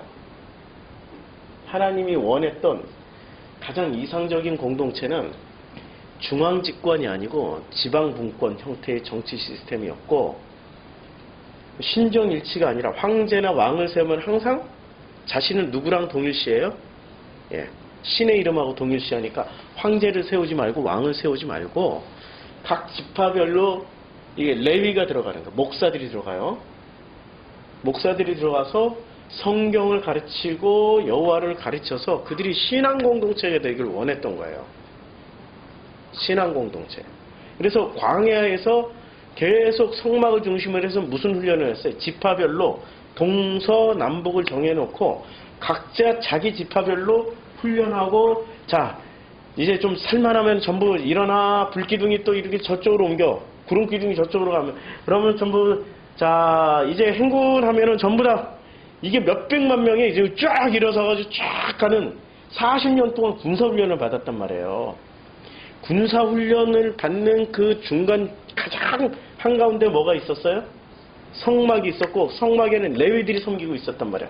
이 레위들을 중심으로 해서 12지파가 광야에서는 딱 세팅이 됐는데 그 시스템을 그대로 어디로 가요? 여기에 레위들이 다 들어가 있어야 된단 말이에요. 각 지파별로. 그래서 레위들이 성경을 잘 전하면은 이들은 강건하고 튼튼해서 블레셋이 쳐들어오든 누가 쳐들어오든 까딱없이 잘 살 수 있는 시스템을 하나님이 그렇게 만들어 놨는데 제일 먼저 누구부터 타락해버린 거예요? 레위가 제대로 전하지 못했으니 여호와를 알지 못했더라. 이러고 나온 거예요. 제일 먼저 그러니까 누구부터 타락해버린 거예요? 레위부터 타락해버린 거예요. 레위 지파부터. 그러니 그들이 여호와를 알지 못한 거죠. 땅은 차지했지만 여호와를 알지 못했어요. 레위가 제일 먼저 타락하는 거예요. 언제나 종교의 타락은 레위부터 시작합니다. 우리 기독교의 타락은 누구부터 타락을 해요? 예, 레위. 예, 레위 누구부터 타락을 해요? 회장님부터 타락해요. 회장님부터. 오히려 평신도들은 건강하다니까요. 회장님들이 타락해서 잘못된 길로 이끌어가는 거죠. 그러다 보니까 이 타락을 하니까 어떻게 돼요? 바알과 아세로스를 섬기면서 이러다 보니까 메소포타미아의 왕이 일어나가지고, 메소포타미아 찾아보자. 뭐 재밌잖아요. 메소포타미아. 여기 딱 뜨죠. 메소포타미아 어디 있는지. 요 지역을 메소포타미아라고 그럽니다. 요 지역을. 자, 요게 메소포타미아. 요 지역이. 비옥한 초승달 지역. 여기가 메소포타미아입니다. 여기서 문명이 다 일어나요. 문명이 다 일어나고, 여기 출신, 우루가 있죠. 우루. 갈대인의 우루. 여기 출신의 유명인이 한 분 계세요. 누구시죠? 아브라함. 예. 여기서 구산왕이 일어나서 여기를 점령을 하게 되는 거죠. 자. 그러면은, 이제 성경을 더 읽어봐요.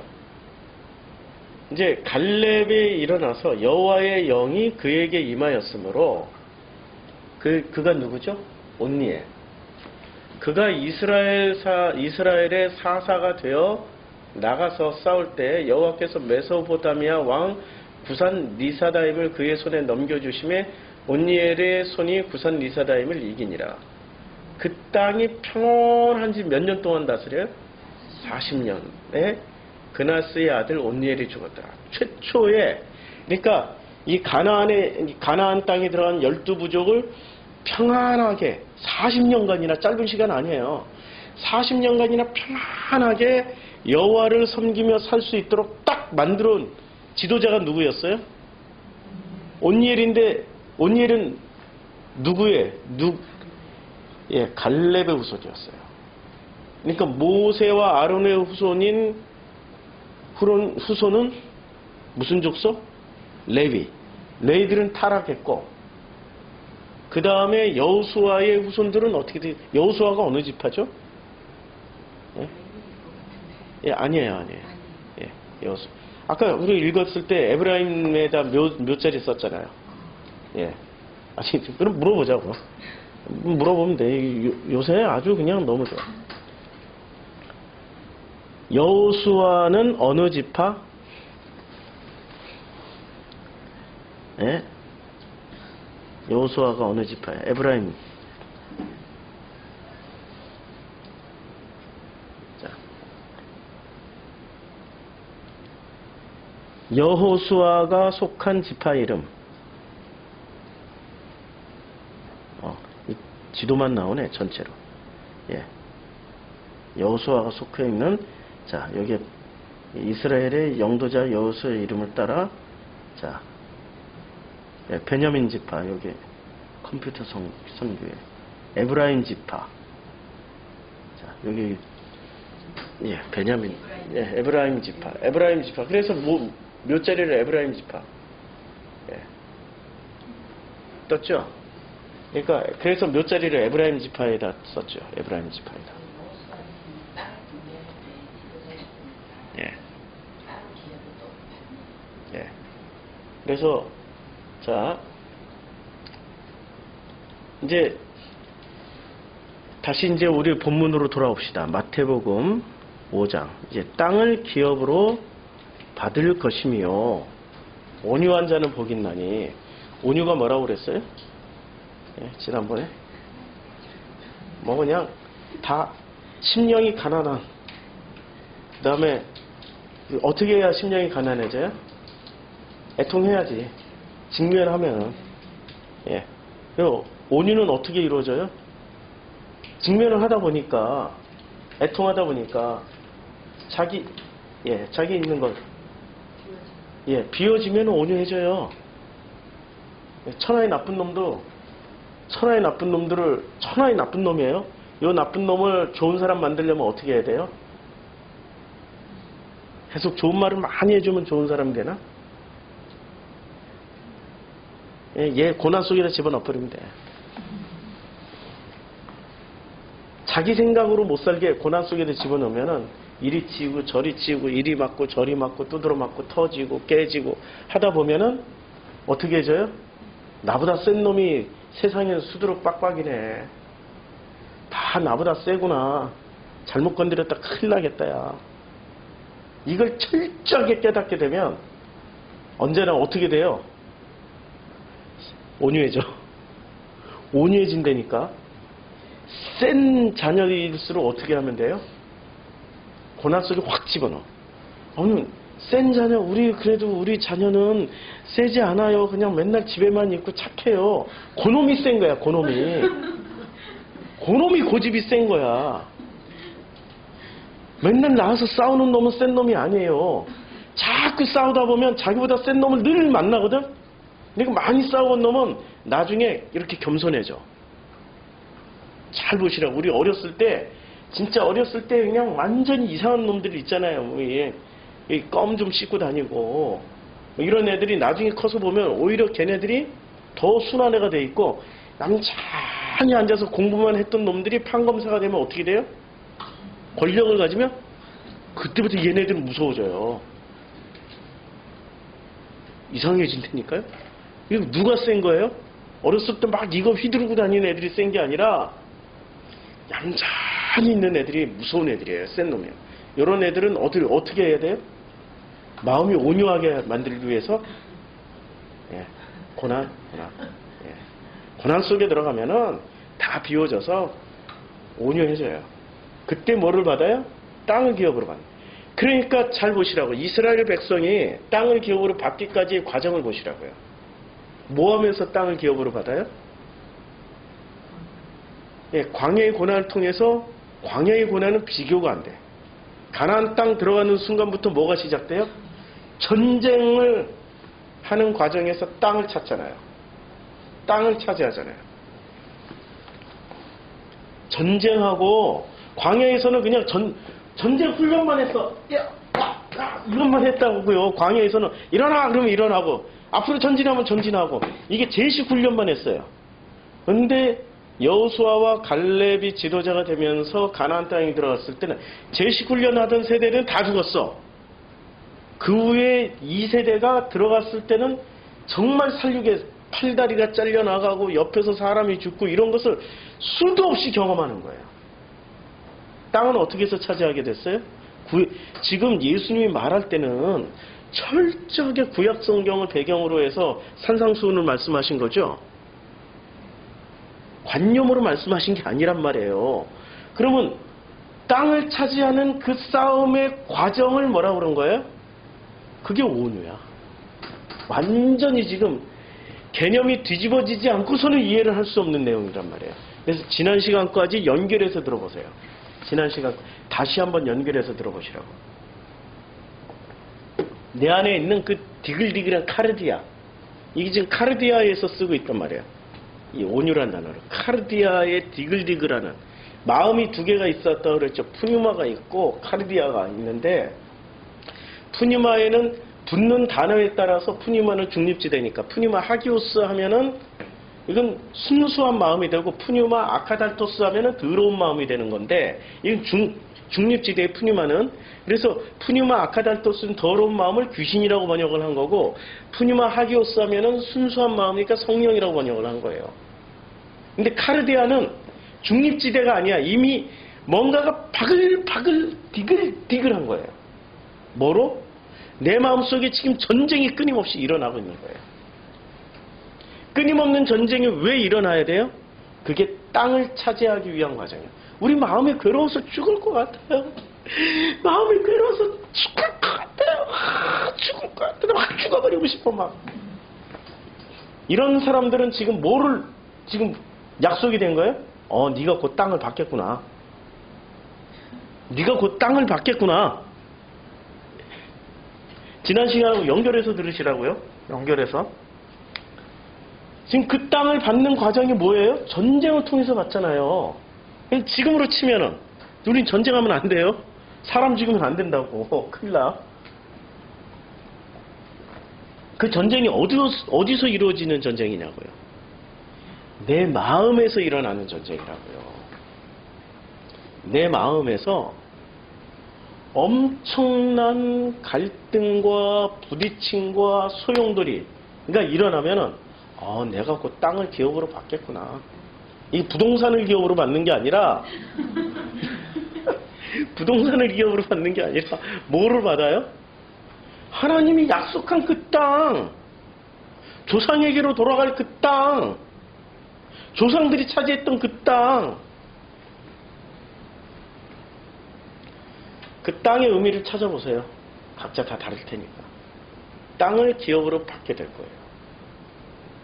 그 땅을. 그러니까 그 땅을 받은 사람은 6절에 비로소 의에 줄이고 목마른 자가 돼요. 비로소 의에 줄이고 목마른 자가 돼서 그들이 뭐로 배불러요? 의에 줄이고 목마른 사람은 밥 많이 먹어서 배부른가요? 하나님 말씀으로 배부른가요?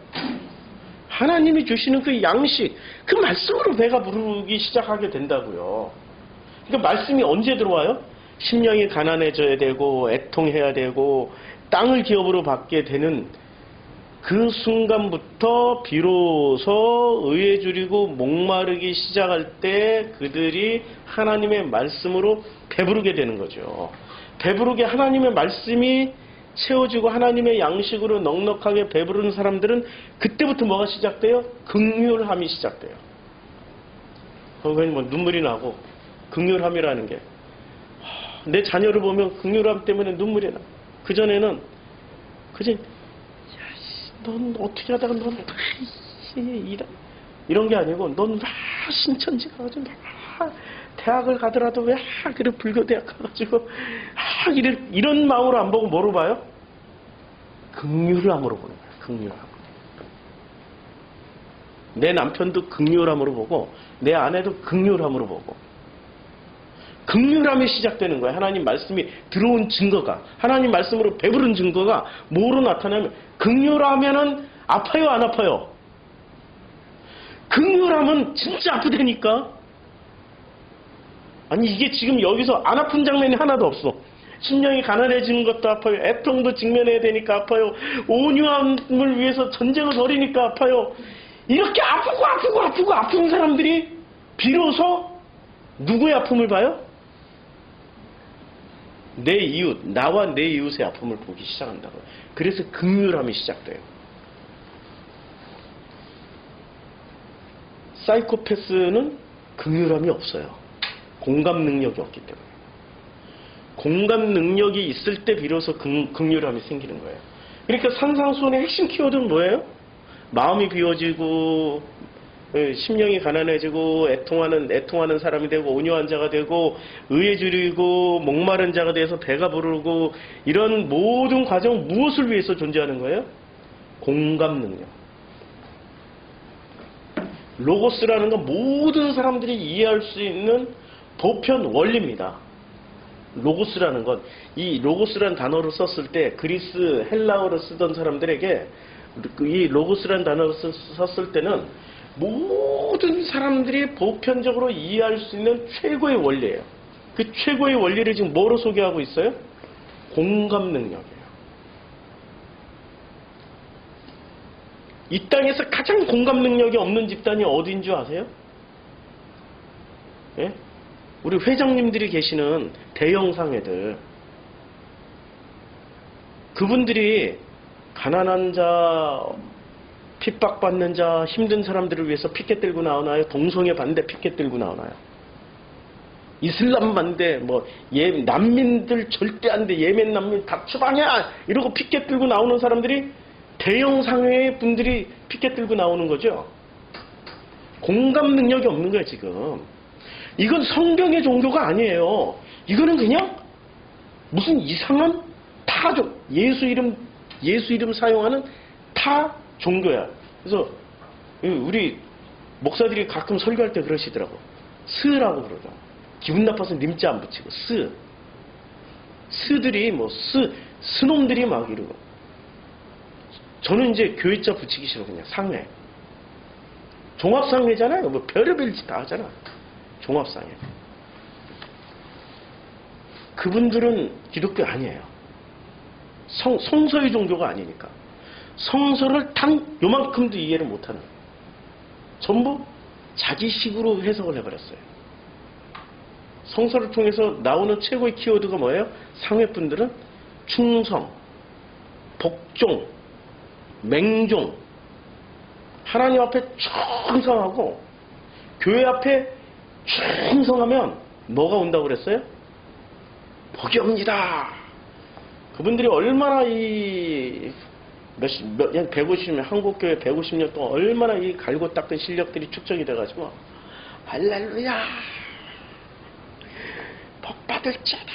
하면은 막 그 앞에서 그냥 거품 물고 그냥 자기가 사는지 죽는지 조상에게 돌아갈지 아니면 조상에게 못 돌아오고 그 엉뚱한 데로 갈지도 모르고 할렐루야! 이런 이 상회품들. 지금 성서는 철저하게 예수가 나를 믿으라고 그랬어요? 아버지를 믿으라고 그랬어요? 예수가 오신 목적이 예수가 나를 따르라고 말을 할 때는 예수를 따르라는 얘기예요? 나를 통해서 아버지를 따르라는 얘기예요?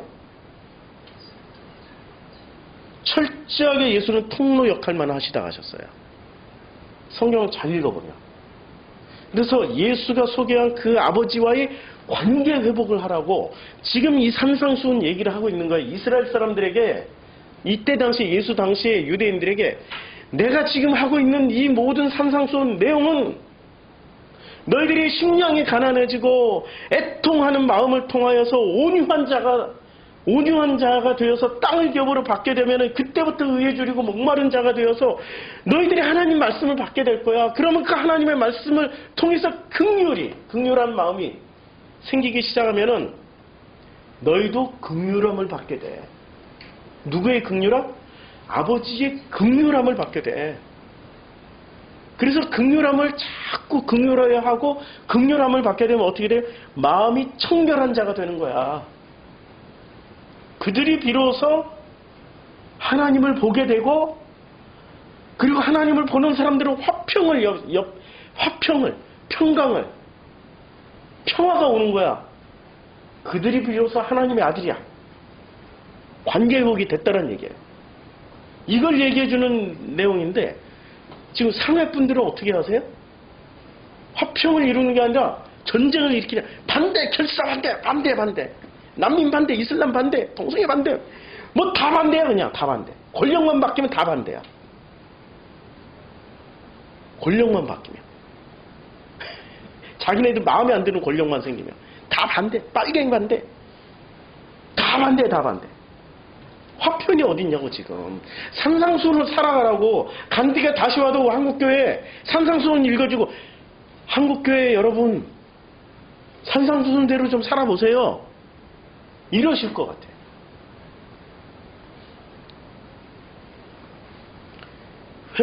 회복을 한다라는 건 초대교회로 돌아가자는 얘기는 초대교회의 부흥과 무슨 뭐 초대교회에 하루에 3,000명, 5,000명씩 회개하고 돌아오는 이런 데로 돌아가자는 얘기가 아니에요. 초대교회로 돌아가자는 얘기는 예수의 본래의 그 말씀으로 돌아가자는 얘기죠. 예수의 그 가르침대로 세워진 교회가 초대교회란 말이에요. 예수의 가르침으로 데려와서 예수의 가르침대로 우리가 신앙생활하는 공동체가 되자고 말하는 게 초대교회로 돌아가자라는 말씀의 핵심이죠. 공동체가 되자. 그렇죠? 그러면은 우리가 예수를 알아야 되는데 예수를 알고 있었나요? 예수라는 인물은 갈릴리 나사렛에서 태어나서 공생애를 살으시다가 십자가에 못 박히신 후에 부활하셨지. 이 정도만 알잖아요. 그럼 예수가 뭘 가르쳤는지를 알아야 되는 거 아니에요. 그럼 뭘 가르쳤는지를 알기 위해서 지금 이 성경 공부하는 거고, 오늘하고 이제 다음 주면 끝나요. 다음 주면 11월 12일 날 저희가 미국을 가니까 끝나고 이제 겨울철이 올겨울에 엄청 추울 거라고 예상을 해서 12월 달에 돌아오니까 12월 달 한 달 쉬고 1월 한 달 쉬고 2월 달까지 추우니까 2월 달 쉬고 3월 꽃피는 3월 춘3월부터 이제 다시 시작할 거예요. 목요 성경 공부. 아쉬우면 주일날 나오세요.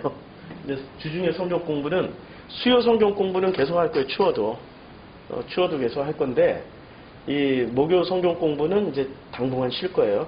근데 이만큼만 산상순 이만큼만 하더라도 어떻게 눈이 좀 떠지죠.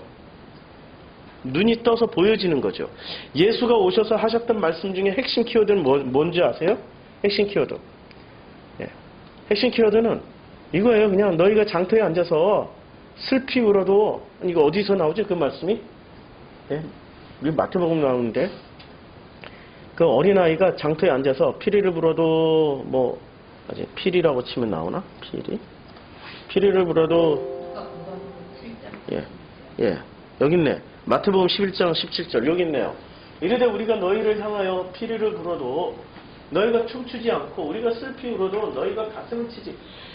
그러니까 이게 지금 무슨 장면이에요? 공감 능력이 없는 세대예요. 지금 공감을 좀 하라는 얘기예요. 피리를 불면 즐겁잖아요. 흥이 나면은 그냥 흥 나면 춤추고, 그 다음에 슬피 울면은 슬피 우는 사람들의 그 긍휼함이 생겨서 또 가슴을 치면서 같이 슬퍼하는 거.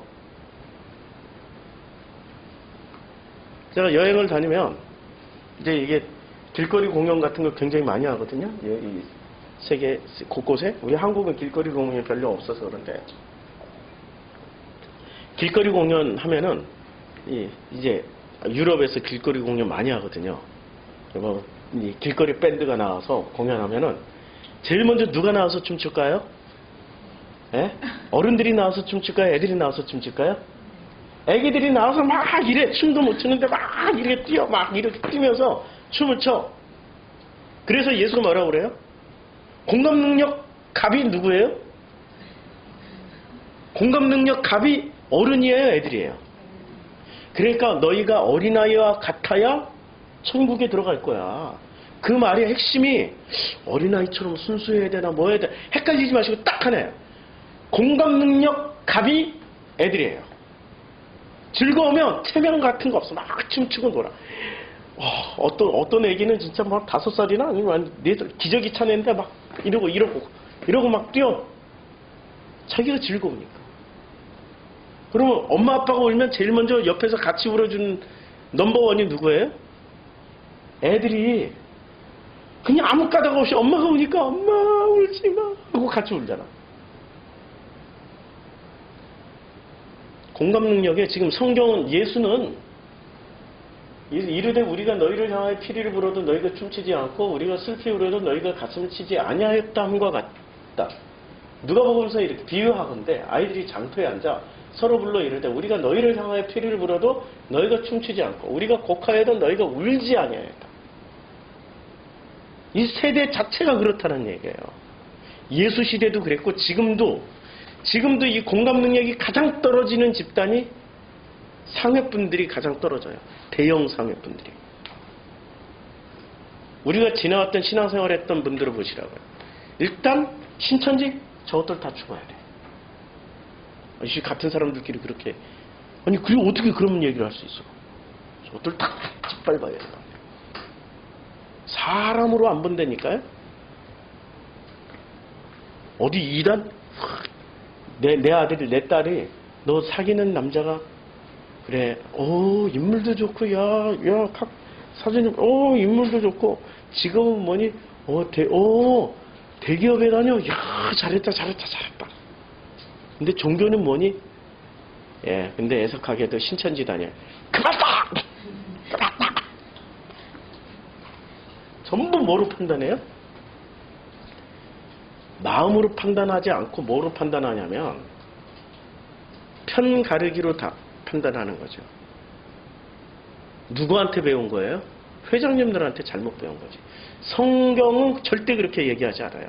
예수는 절대 그렇게 얘기하지 않아요. 예수는 어떻게 얘기를 해요? 예, 온유한 자는 복이 있나니 그들이 땅을 기업으로 받을 것이며 이렇게 얘기하는 거죠. 심령이 가난한 자는 복이 있나니 천국이 그들의 것이며 애통하는 자는 복이 있나니 그들이 위로를 받을 것이며 온유한 자는 복이 있나니 그들이 땅을 기업으로 받을 것이며 의에 줄이고 목마른 자는 복이 있나니 그들이 배부를 것이며 라고 말씀하고 있어요. 긍휼히 여기는 자. 이때부터 이제 로고스가 시작되는 거죠. 하나님의 말씀으로 배가 부르니까 그때부터 공감이 시작되는 거예요. 긍휼이라는 건 공감 없으면 절대 안 되는 겁니다. 공감. 하나님의 로고스의 핵심은 공감 능력이에요. 공감. 저는 정말로 다행히 공감을 정말 잘하는 분하고 살고 있어서 요새 많이 배우고 있어요.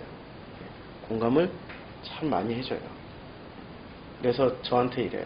제가 어렸을 때 제가 너무 성숙해가지고 제 어린 시절을 생각해 보니까 아니 부모님 다 장사 나가고 그러니까 나 혼자 공부하러 어디로 갔어요? 만화방 10원짜리 내고 내가 얼마나 독한 놈인지 10원짜리 내고 주인이 한번 얘기했어.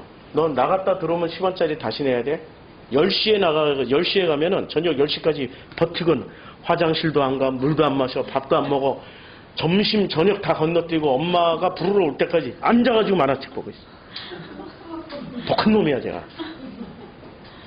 목적지향성, 뭔가를 하나 입력되면은 그걸 못 버려. 그래가지고 어린 시절에 어리광도 못 부려봤고, 사춘기도 사춘기를 못 부려봤어. 지금 누구한테 해요? 네, 같이 사는 분한테 그걸 다 쏟아봐. 그러면 그분이 이렇게 얘기를 해. 아이고, 우리 애기 7살짜리 애기 떠나왔네. 그렇게 토닥토닥. 그게 공감 능력이에요. 아니, 나 참아가지고 지금 안 하지, 참아. 이러면은 같이 못 살죠. 공감을 하면서 받아주니까, 내가 치유를 받고 있는 거예요. 야, 7살 때 못했던 이 철부지를 다 꺼내놓고 이렇게 사는데, 참 고맙다, 감사하다. 그러면서 거기가 천국이 돼가는 거죠. 사는 곳이. 이제 조금 있으면 사춘기 나올 거예요. 사춘기 다 끝나면 이제 또 뭐가 나와야 되지?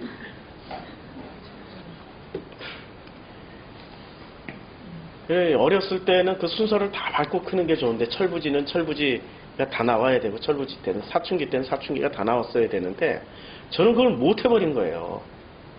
부모님을 행복하게 편하게 기쁘게 해드리기 위해서 그냥 참고 안 해버린 거예요. 근데 이게 어디로 사라지는 게 아니더라고요. 그대로 다 내장돼 있어요. 그대로. 오늘 우리 아들 환영식 갈 건데 얘가 철부지도 안 꺼내놓고 사춘기도 안 꺼내놓고 이제 어떤 여자가 만나서 살지 최영희 같은 여자를 만나서 꼭 살아야지 되는데 기대가 됩니다. 자, 이제 이 상상수훈을 이제 다음 주에 총 마무리를 할 건데 전체적으로 맥락이 잡히죠. 상상수훈이 무슨 얘기를 하는 건지 공감 능력입니다.